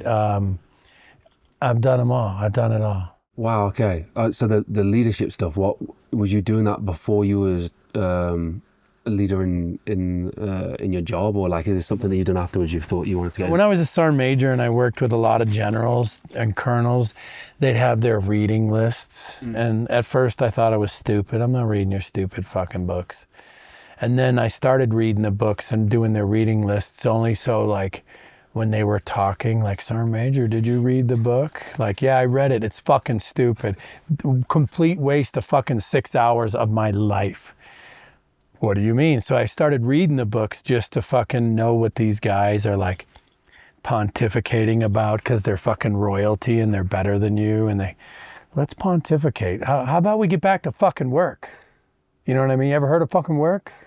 But yeah, they would read these books. They put out these reading lists. So I started reading all their books, all their shitty books. And then they'd be like, I mean, do you even read, Sergeant Major? Like, first off, this whole book was flawed. The first part, I can't even believe you fucking like that. What the fuck is wrong with you? You know what I mean? You read this shit? And they'd be like, wow, he did read it. You know, so I started to read the books just to fucking, a lot of times I would have the counterpoint. You know, like all these guys talk about how great that shit was. It's like, well, hold the fuck on here. Like, I think this story's flawed and here's why. And then as I started to read the books and I started to talk with them a little more because I read the books, they didn't want to talk to me no more because I always had a different point of view than them. And then if you're not singing the party line, they don't want to talk to you. You know, those guys at that level are politicians. When you talk about some of the names you said, like people like Simon Sinek, like, is there somebody that you gravitate towards more, like who's sort of more in sort of tune with your leadership style or the... No, man, I thought a lot of his books were rudiment. Leaders Eat Last. I've been eating last for so many fucking years, it's not even funny. That needs to be a fucking book. It's one fucking sentence, Leaders Eat Last. If you're in charge, let your people eat first in case the food runs out. It's pretty fucking simple. You know, but he wrote a whole book around it. You know what I mean? And it's like, I read these leadership books and it's like, for me, there's no real so what to them. Is it more just confirmation of the stuff you've lived, like the lived experience? Yeah. Although I like him, his books, and I read them and I think he's a great author and that, like, some of that shit, like, not super deep in my opinion. What's the deep stuff? Like, is the stuff you've read and you've been like, wow, okay, that really kind of... Some of them CIA books where they say some fucking crazy shit, you know what I mean? No. Like, there's some CIA books where guys come out with, like, conspiracy shit, like, I don't know, Nicaragua giving drugs to California, trading cocaine for fucking guns in the 80s or whatever the fuck they were doing. I mean, I only read the books, but I don't know what happened. But yeah, like some of these stories are fucking crazy. Like the stuff with the Comanches, like, are you reading that to... Is it just entertainment, or are you reading it like because these guys are like savages and like you're trying to learn something from them, or is it just mainly like because you're interested in what they're doing, or just entertaining? History, I'm interested in history. You know what I mean? The leadership books is entertainment. Okay. Oh, the leadership stuff is the entertainment. Yeah, you think I need fucking leadership? You know what I mean? Like, I ooze leadership. You guys have been with me for a few days now. I just fucking ooze leadership. Why? It's because it's been my whole life. This is where this mentality of like, I think you said this on the Joe Rogan about you thrive in the chaos. Like you. Oh yeah, I love it. When no one knows what's going on, I'll make decisions here. You know what I mean? How'd you learn that? I don't know. It just kind of came to me, you know? Do you think you know where it came from? No. You know where it comes from? I don't, not at all. Yeah, no. I don't know. It's just weird. Like I was comfortable with it, I guess. You know what I mean? It's hard to describe, but like. What's the feeling? Like, you know, stuff's like it's really action situation. Like, does time slow down? Like. It is kind of surreal. I'd say there was a lot of days and nights that were kind of surreal. Like, this wouldn't happen in your life. You know what I mean? Like, this wouldn't happen to anyone you know. So there was a lot of times it was surreal, but man, you just, I don't know, you get used to it. I mean, you know, it is what it is. You could freak out, you could yell and scream, and guess what? You still got to do it anyway. You know, pull up your big boy pants and get to moving out. You know, they asked me if I'd do it. I said I would go, right? Well, I mean, I could yell, I could kick, I could scream. No one would give a shit. Something you asked yesterday about operating in the chaos, and you said, well, do you think you know where it's from? Like, I think you was asking me, and like, a Garba Mate would say, well, yeah, you was born in chaos. Like, of course you're going to be able to thrive in it. Like, that's makes perfect sense that's where you feel at home and you're able to just operate on another level compared to other people. Probably right. Right. My childhood home was kind of chaotic. You know what I mean? My teenage years were very chaotic. Your teenage years was chaotic as well? Was that more down to personal choices at that point, or? No, just, yeah, it all boils down to my parents, my mom. You know what I mean? They were in your life in your teens as well, all the way through teens. Yeah. And my mom was just like, as a woman, she was like always like the bitter divorcee. You know what I mean? She was mean. You couldn't just have a conversation with her. There, you know. And then she probably had shit that happened in her life that made her like that. Your dad wasn't in. Was it stepdad always? Your dad wasn't in your life? I don't know. They got divorced when I was like 2, so I don't really remember. Yeah. My brother's a little older, so he remembers, but I don't remember my real dad. And then all I know is how horrible he was, and then my mom would be like, okay, you guys are going with him for the weekend. Like, why would I want to be with a horrible person? Right? So it's like, I was always kind of mama's boy, and my brother, being a little older, like gravitated towards my dad. But like, I think I was just more brainwashed. You know, and I think that's one of the worst things that moms do is a lot of guys with the kids, they remain neutral. They try not to talk shit about the mom. They try to, you know, just do the right thing, say the right things all the time for the kids' sake, where a lot of moms I know will fucking trash talk the dad all fucking day in front of the kids. Where do you think that's gonna lead? You know what I mean? Yeah. Yeah, you do see that. A lot of times women, and this is just my experience in my marriages, women will use the children as their confidants, as their emotional sounding boards. Guys don't normally do that. Right? Yeah.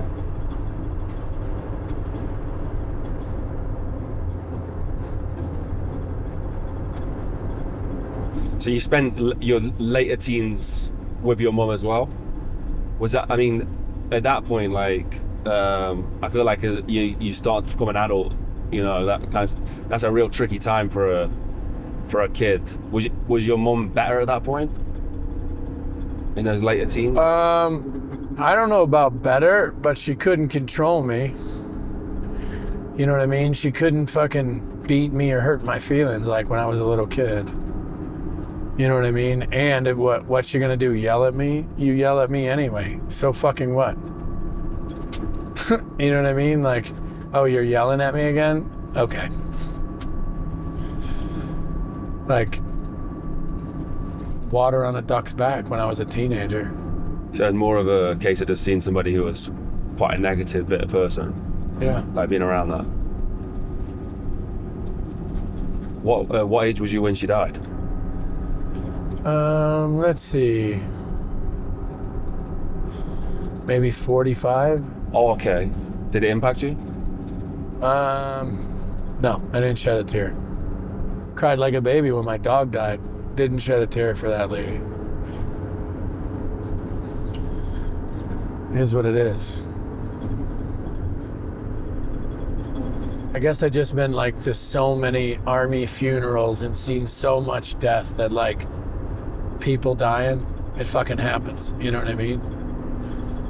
Now the scary thing is I already outlived my dad. My dad died when he was like 50. My mom died at 65. So like by genetics, you know, I ain't got a good fucking chance to live that long. You look like prime condition, to be honest. Well, that's what I'm hoping for, you know what I'm saying? But, you know, they both died young. Was your dad into like drugs and alcohol as well, or was it just more? Yeah. Yeah.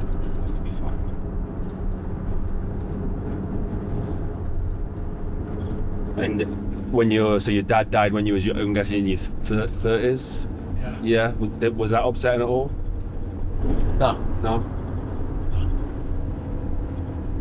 How about when, you know, first experience like losing a buddy at war or something, like, did that have an impact on you, I'm guessing? Yeah, the first guy I seen die in front of me, I was kind of freaked out for a day. But you get used to it. I mean, fucking shit happens. What are you gonna do? You know what I mean? And like, I don't know, a couple years ago, there was a video where like the American Special Forces guys get run over in Africa, and you see like the fucking savages coming for him, and then the guy's got like a GoPro or something. He ends up dying, he falls over, and you kind of see his blood spill out on the dirt, you know?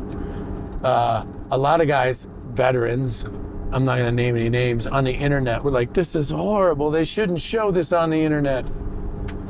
I don't really see it that way. Here's how I see it. You wanna be in Special Forces, watch this fucking video. If this pisses you off, makes you wanna go fuck somebody up, you're the right guy for the job. If you're gonna cry about how bad this is, you're not for us. Get the fuck out of here. You know what I mean? We don't need you. So I think it's just one of those things where it's like, a guy dies like that, in my opinion, like dying in combat, standing your ground until the fucking very end. Like, fucking how baller is that? You know what I mean? As a fucking man goes, you died doing what you absolutely love, were trained to do. Like, I see that as like the highest form of respect, or, you know what I mean? And then like, guys like, this is terrible, they need to take this, Americans dying, they need to take this off the internet. Fucking people die every day, it doesn't matter what your nationality. You know what I mean? And if that pisses you off, it doesn't piss you off that other people die? Well, that's flawed logic also, you know what I mean? So I just kind of see those things as like, you know, the highest form of respect. Like, why would I cry for somebody who fucking did what you're supposed to fucking do? You know what I mean? Yeah.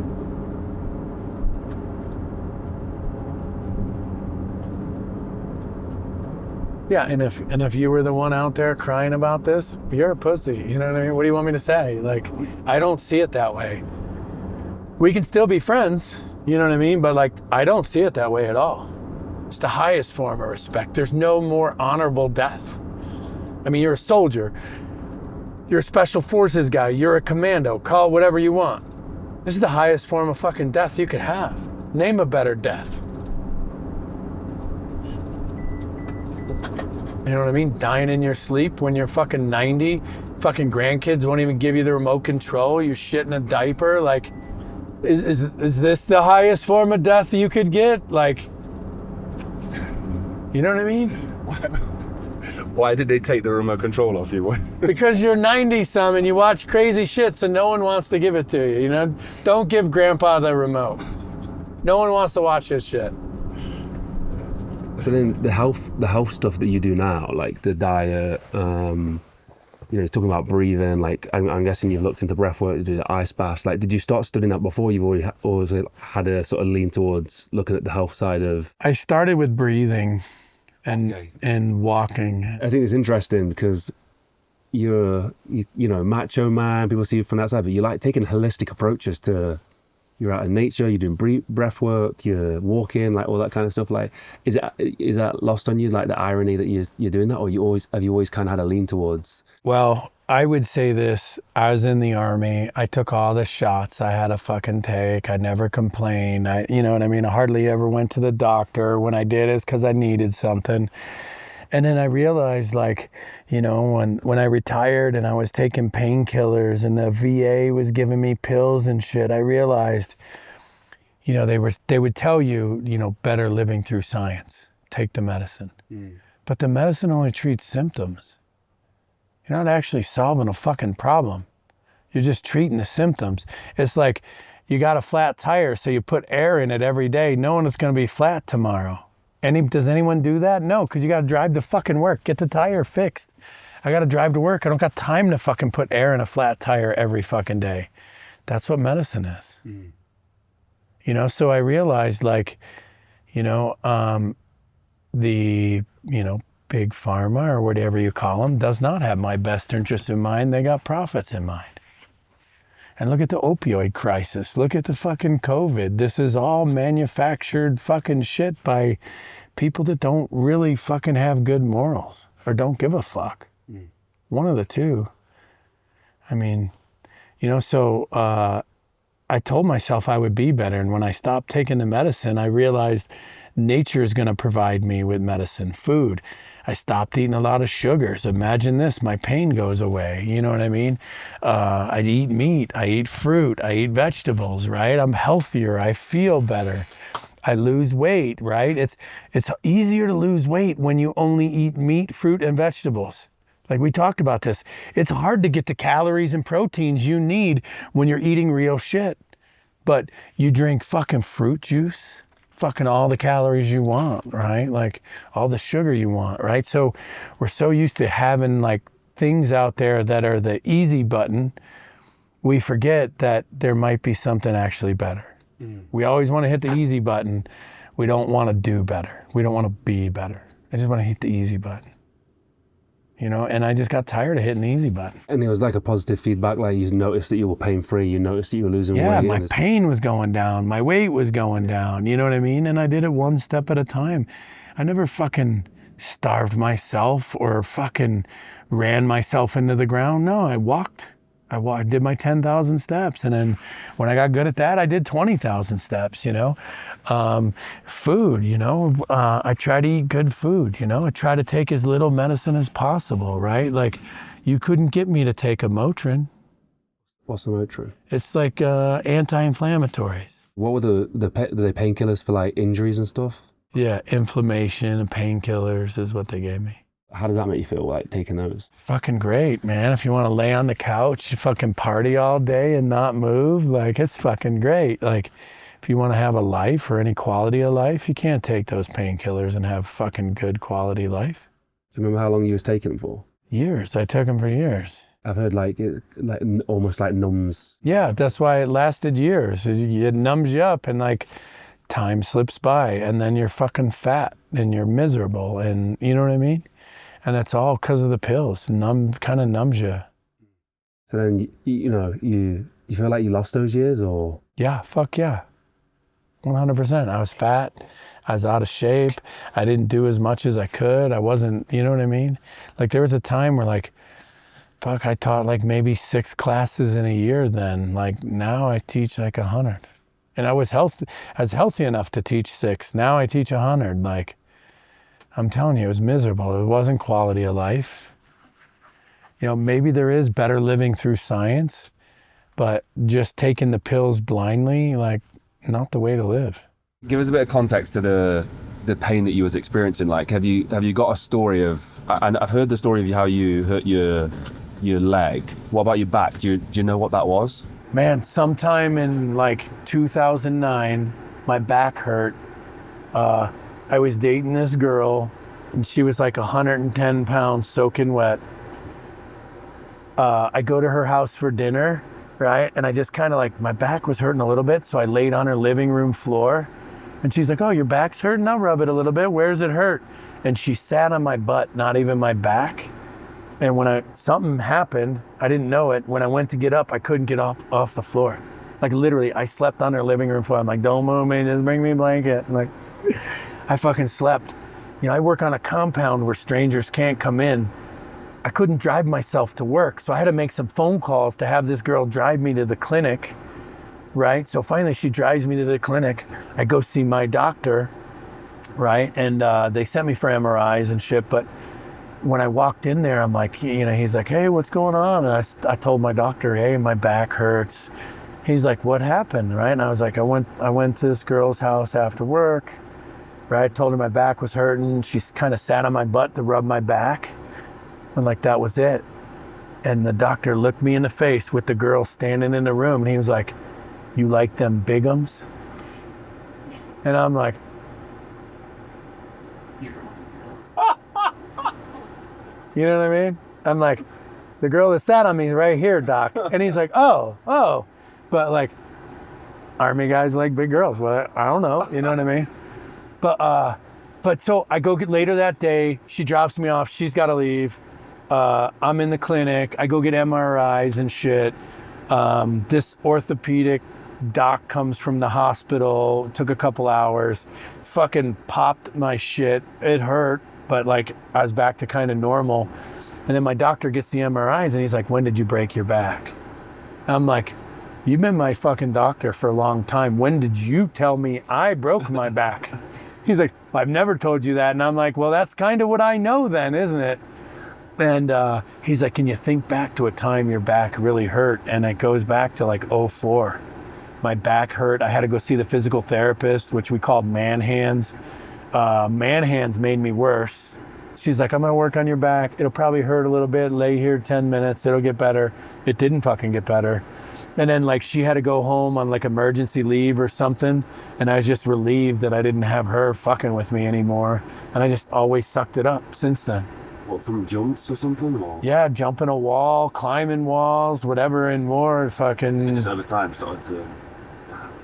Yeah, so I just kind of always dealt with it, but I thought it was from the body armor in a sense. When you wear the body armor, it kind of does this to you, and it's the middle of my back. So I thought, guys call it a salter back. Like you wear body armor a lot, it'll make your back hurt. That's what I thought. So you're walking around with a broken back for a while? Yeah. That's wild. What about the bicep? How did you tear the bicep? Well, I tore it playing rugby in a rugby game one weekend, but Play rugby? Yeah. Oh, wow. Yeah, prop. I'm a prop. Loose head prop, generally. I've done a couple other jobs, but generally just prop. But I tore this at a rugby game, but I think it was like a pre-tour, and I think the rugby game was the catalyst. You know what I mean? I think it's from working out is what I think it was. Damn, how did you get into rugby? Because it's not that big over here, is it? Man, I was doing jiu-jitsu and fighting every day, and I don't know, got tired of it. Like, so I wanted to do something different, and I was at the PX, and I was like, Fort Bragg rugby team. So the little phone numbers. So I tore like the paper off with the phone number, and they practiced like Tuesday and Thursday or whatever. So I just went to a practice and started playing. And then, so the leg injury was a jump. This was a jump in Iraq. Have you still got a scar? 91. Yeah, you can see the scar. Like, see the scar? Yeah. And it kind of goes like a J. It's kind of like this. Was that after? Is that the bone? Was that after the operation, or was that? Did it skin break on the jump itself? No, it's compound. The skin was broke. Oh, I could see the bone, and I had to pack all this myself, and then walk to the link up. So, okay, when you explained this story, so it's completely broken. You pack it up. How do you move after? Fucking hurt. But I hobbled. With the bone sheared for you. Well, okay, the skin was open and you could see the bone was broke. Does that make sense? Yeah. And then what I did is I did a double, like a bandage is like this wide. So I did one on top of another, and I tied them as tight as possible. And then I walked to the link up. And the medic cut it off, looked at my shit and was like, threw me more. He's like, who did the bandages? I was like, me. And he's like, threw me more bandages, patch it back up again. It was like, seriously, this is how war works? I gotta do my own fucking shit?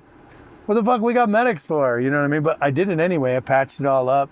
I had to go to the hospital. It hurt me for a long time. And then they pulled it out, realigned it. No. So how did it? So while I was supposed to go to the medic, but my squad leader at the time wouldn't let me go see the doctor because fucking that's just weakness leaving your body. And like months later, he was like sick one day. So I went to the medics and they're like, when I finally got to like the battalion surgeon, the guy who like, he's like, why didn't you ever come back and get your cast? I tried. But because I was a private, shut the fuck up, you're not hurt. And I'd complain about how bad it hurt every morning on the run, and I just get told, shut the fuck up every day. How long after was you running on it? Fucking probably 4 weeks. No way, that's all right. Okay, wow. And I tell my squad leader, hey, my leg hurts really bad. Yeah, I don't want to hear it. We all hurt bad. Shut the fuck up. Any more scars or injuries? No, those are just the ones. This, and then my back. Okay. And I mean, I broke my nose a ton too, but what's that from jiu-jitsu and rugby and stuff like that? Okay. Falling with night vision, it'll cut the top of your nose. That's why you see like I got cut scars up here. It's from the night vision hitting your face, but then it'll break your nose. Shit. Did you ever have any like injuries on active duty at all? All these were on active duty. Oh, okay, right, wow, okay. Yeah.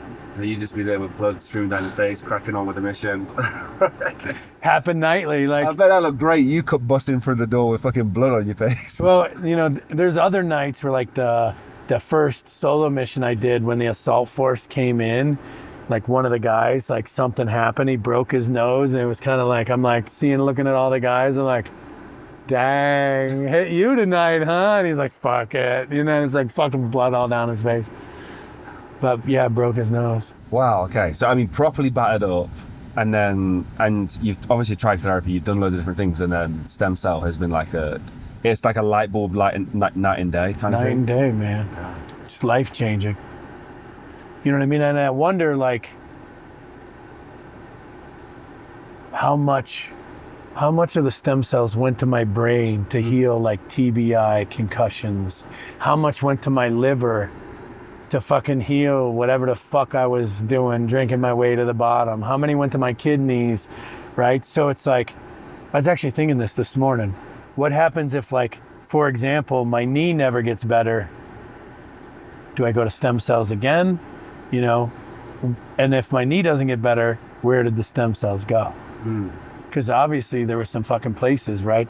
And they say like TBI or PTSD, every concussion micro tears your brain.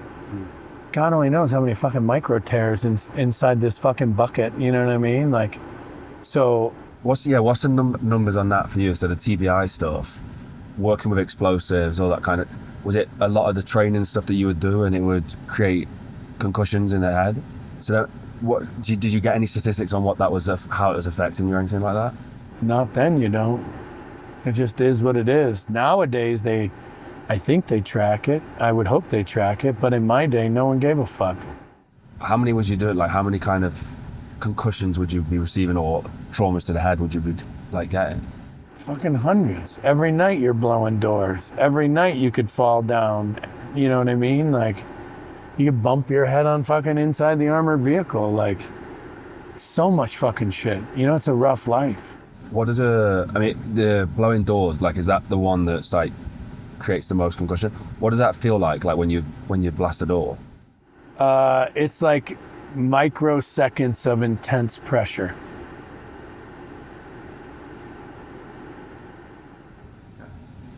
Does it feel like getting hit in the head? Like, do you feel it up? Like, does the brain shake? Like, yeah. Well, we called it like being dumb. Like a guy just be standing there, like, and you kind of grab him and just push him into the room. He'll come to later. It's kind of how we did it. And it's not like there was no way of avoiding that. That's just, if you're blowing a door, you're going to have that. Well, that explosives bounce. The concussion can bounce. So all of us could be standing here and it hits me, not you, not him. And I'm like, and you guys are like, what's wrong with you? Let's go. And I'm like, and then finally you're like, what the fuck happened? And then, so after, years and years of doing that, did you start to realize the accumulative fatigue of... No, you don't realize anything like that. This happened slowly. Well, this is where burnout comes, right? Signs of PTSD and TBIs. You're angry all the time. All this explains fucking, why I was an asshole. You know what I mean? But and they're like, oh, well, if you got problems or something, go to the chain of command. Yeah, go to the chain of command and see what fucking happens. You can't fucking talk to those guys. I don't give a fuck about you. You're just a number in the army. You're just a fucking body they need. And as soon as you're gone, they're going to replace you. No one really gives a fuck about you. As good as special operations is, and as good as, people are the hardware, the future. You know what I mean? Like, as big as they talk all that shit, if you thought you were fucked up, they'd fucking chastise you for fucking speaking up. Mm. Well, yeah, I guess it needs to be silenced and cut out as soon as they possibly can. Like, they need to get rid of it. What was it like, the home life stuff? So when you return home, you talk. Well, you're still angry all the time. Is it like a shorter fuse? Like, is that, yeah? How, like when you talk about grocery stores or being in the bank and the line, is that you're not just making that stuff up? That's how it felt, kind of. Yeah. Yeah, every day. Yeah, I didn't make that up. I think that every day. You know what I mean? If we would have went to the store, I probably would have thought that about somebody in the store today. You know what I mean? Okay. Wow. And then you feel that's cleared, that's clearing up? Like you feel that that's... Yeah. They say when you start to fix your mitochondria, you'll kind of calm down a little bit. But mitochondria, we're talking about shit at a cellular level, I think. Mm. And the effects of the adrenaline as well, what's that like? I feel like you said yesterday, that does something to... kills your testosterone. Testosterone, yeah. So a lot of guys, by the time they're 35, have zero testosterone. And this is one of the reasons why I think, guys where I worked have died of cancer right when they retire is they're a stud. They're fucking... you're by nature, let's just say your testosterone's 1,000 when you're 25. By the time you're 35 or older, it's 0 because of adrenaline and adrenals. You burned it all out. Mm. Right? So now you're at 0, but you're still doing the job. And then you retire, you kind of start to settle down, and that's when you get cancer. Mm. That's generally when that guys die. Do you meditate, John? Yeah, and I don't meditate well, sitting in silence, but I think meditation can be other things as well. You know what I mean? Meditation for me is jiu-jitsu, these hikes, working out, making them songs on the app. Those are all forms of meditation. You know what I mean? Only because you might be doing something, but you're kind of letting your brain quiet a little bit. Mm. Even though you might actually be doing something, to where sitting down meditating, the times where I've been you make me sit down and meditate, I'm probably gonna fall asleep. You know what I mean? Because every time I slow down, I sleep, Mm-hmm. But I think meditation can be other stuff, and I also think meditation doesn't, it's blank your mind out. Don't blank your mind out. Let that shit run like a hamster on crack on a fucking hamster wheel until it fucking gives out. You know what I mean? Let it run. Most people are my brain goes 1,000 miles an hour. Good, make it go 1,500 till it stops, or 2,000. And then when it stops, guess what you got? Peace. Mm. And you can think clearly. And so I think meditate. Do I meditate? I think so, a lot. My meditation's a little different than other people's. Ice baths is a good example, I think, of that. You bombarding yourself. I just got to focus. Yeah. I got to stay in the zone, control my breath, right? Control my mind, because your mind runs away, your breath's going to run away, right? You got to stay focused that whole time. The ice bath is a form of meditation, that extreme focus. Mm. But I also focus in jiu-jitsu. Anytime you're present, You know, I think that's the best thing you could do to kind of reach yourself, to see what you're made of. Yeah, people meditate to get there, but like I think there's Right, that hill got me there for about 10 minutes today. Had you there too, and you had all of us, right? Like, so do I meditate like in a traditional sense? No. Do I think I meditate in my own way? Fuck yeah, man. Like where you're, you know, that flow state, you're in the zone, you're connected, I don't know, call it what you want, but I felt that walking up that hill for a while. You know, I felt something. You tell me what you think it was, you know what I mean? Besides your lungs burning, right? But, you know, that being present in the moment, I think, you know, I guess we just keep coming back to how important that is, you know, every time we talk. I think so, presence, yeah. Like you said that quite a bit, yeah. I mean, like kind of almost everything we've talked about, we come back to that. Probably never said that word so much in my life. Not saying, just saying. You know what I mean? But that's one of the first things you said yesterday on that, you know, when we sat at the top of that bench looking over there, was like, yeah, I think people just need to find a bit of this, like a bit of, I'm here, like I'm present. Right. The reason I think that's so important is because at 280 looking in the mirror, I think without presence you become 300, 320, 340, you just keep going until you wake up and go, fuck shit, and I need to do something, like a spark of presence. Wake up late, wake up, exactly, you know, and then you're too old, you're too sick, you're too, you know, that's one of the things, like the bucket list, right? People ever talk about bucket lists. Yo, I got a bucket list, let's go, you know what I mean? I want to do some shit, but I don't want to wait till I'm 75. You know what I mean? Like, I see this all the time in America. You retire, you're in your 70s. It's like, me and Marge are gonna do that bucket list. Motherfucker, you couldn't climb this. You couldn't make it to this bench. Yeah. Like, you missed the best part. Like, you should have been conquering the bigger tasks when you were younger. So when you're old, you kind of done everything. Like, yeah, we're gonna go race Corvettes in Arizona. You know, like something you could do. Like, I don't know, maybe old people shouldn't be driving either. I don't know, but you know, I don't know. But my point is like, right? Like, I mean, I could be like talking about this and it's like a really bad idea for somebody's grandparents. I don't know. You know what I mean? But like the bucket list, you should be trying to do it while you're younger. Well, people wait, don't they? They wait till it's too late. You but die, okay, man. You get hit by a car. Okay, but if you're gonna wait to do it, you gotta like, okay, if you're waiting to do Everest till you retire, don't you think you should be getting fit to that point? Yeah. The problem is they're waiting for this, but they do nothing till You then. could climb a small amount and go, do something, 100%. Right. What have you done the exercise of writing a bucket list, or is it more mental in your head? Like you've got a few things like, okay, I could do those. I mean, you know, my name is Bucket List. What do you got going? I'm all in. What is it? Let's hear it. I want to row from America to the UK, on a boat, like row a boat. My buddies do that. Do they? They crossed the Atlantic like 2 years ago. I'd love to do that, man. He said you row 5 hours, sleep 5 hours. It took him like 40 days. Yeah. And like they didn't win. Yeah, there's an official race, isn't there? Yeah. I want to do a smaller one. I want to go across the Gulf of Mexico. Okay. Well, 10 days. Yeah, I wanted to start with England Channel. Like that's like I think like a few hours. Yeah, that's a small one. Man, I got a buddy. He owns one of those boats. Everything, man.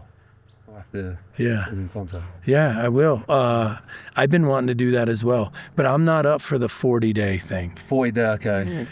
I would want to do I'd want to do like a 3-day. Everest and then, is a few weeks though. Everest is like 2 or 3 weeks. Yeah, but it's camping, you know what I mean? Yeah. Camping in the snow. Like. Oh, you can do it fast as well if you want to. Well, if you think you can. No.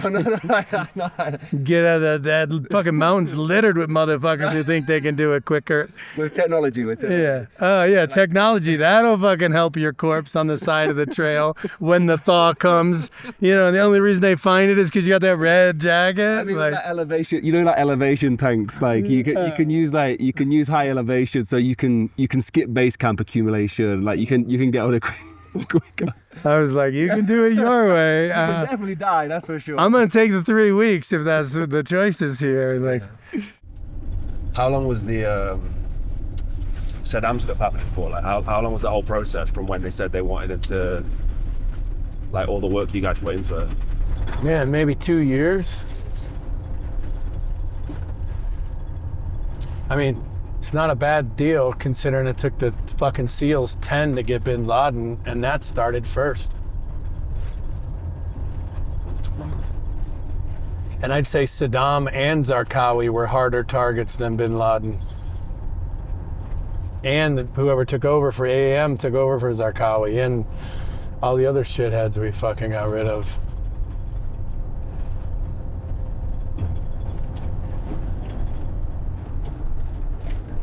Was that it after Saddam?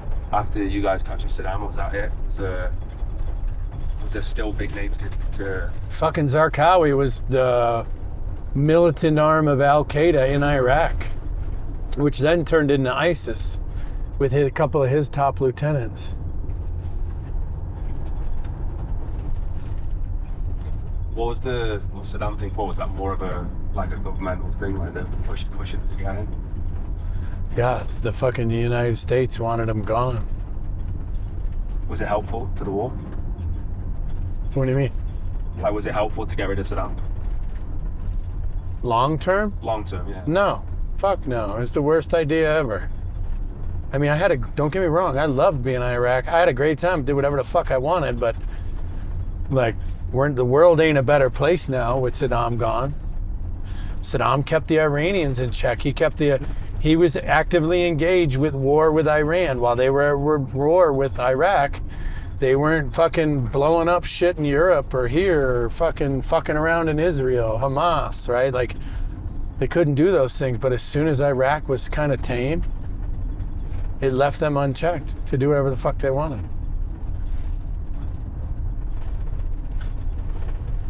Do you involve yourself in like the modern wars and all that kind of stuff? Like, do you keep up to date with it all and everything, or are you just not fussed with it? Kinda, not really, but I kinda keep up a little bit.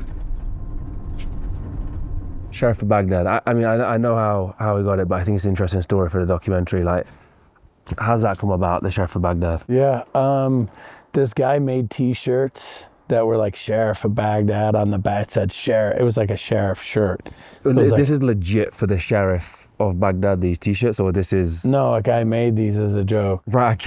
Right. And like no one would wear them, right? So he comes to me, he's like, and like we always wore our own like PT uniforms. You could wear anything you want. So like I used to do jiu-jitsu in T-shirts. I'd ruin T-shirts quick, right? So I need as many T-shirts as possible all the time. So he's like, hey, what's your size? So I told him, and he was like, I got a bunch of those size T-shirts. You want them? I'm like, bring them in. I'll wear them, right? So I started wearing them. He gave me a bunch of them. I had a bunch of them. I started wearing them everywhere. And then after a little while, like I started wearing the like, you know, sniper matches, pistol matches, jiu-jitsu, right? And I got to a point where like one day I didn't go to a match and someone asked my buddy like, where's that Sheriff of Baghdad guy you're always with, you know? So like guys started to notice I always had these shirts on. And then when I retired and like I started teaching classes for a living and you gotta like have pay tax and shit like this, I needed a business name, and a buddy of mine who was like a pretty big business guy was like, if you don't name yourself the Sheriff of Baghdad, you're missing a big opportunity here. He's like, he's like, I can't say it without laughing. You know what I mean? And so I just I just named myself the Sheriff of Baghdad. I love it, man. Yes, it's strong. And then I think we've already captured Shrek. So if people wanted to see that, that'd be on the documentary. But if we were to point people to where they could go to like follow up from this conversation, where would it be? Where's the best place? sobtactical.com, or you could go on iTunes, SOB TV, right? Google Store, I think is what it's called. I don't know, I mess with no Google shit, but it's in the, you know what I mean? If you do that other not iPhone shit, it's there too, but SOB TV or SOB Tactical is the website. If people were like interested in doing this, like doing the shooting, coming to find you and all that kind of stuff, how long would it, like we've done, you know, a few minutes with you and you've nailed it, but like how long would somebody typically spend with you? A lot of people, I teach 1-day classes. They'll come out for a day. Okay. I do some 2-day classes. I have taught longer classes, but generally like people have like a day or two to come train. They don't got a fucking week. No one can take a week off of work to go play with guns, you know, not even me, right? So Generally speaking, most of the classes are like 1 or 2 day classes. And I just do like 9 to about 2. I'll show you how to do this. I'll get you dialed in and yeah, as soon as we're dialed in, that's it. And SOBTV is the app. digital version of this? Like, would you teach this kind of stuff? You try to teach this kind of stuff? You know, when I started doing online stuff in 2012, like everyone laughed at me. Oh, you take videos. You weren't even there. How are you going to judge my shooting? Well, a judge calls this fucking evidence. So, you know what I mean? Yeah. There's that, right? But I started doing it because I figured guns would go away by now. They wouldn't go away, but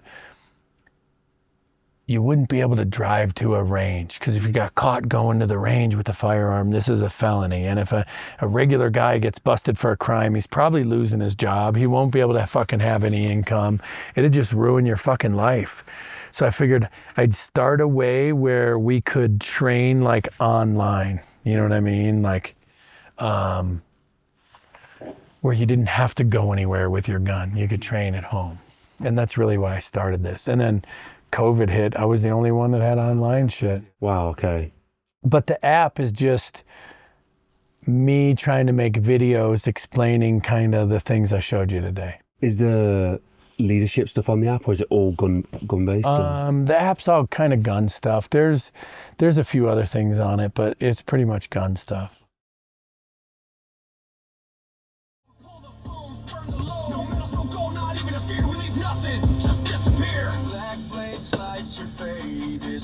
Combat. This is scourge, every bullet, every breath of violent purge. By the time you see us, it's too late. It's the best part. Green eyed devils out for the night. Oh shit, I love these songs.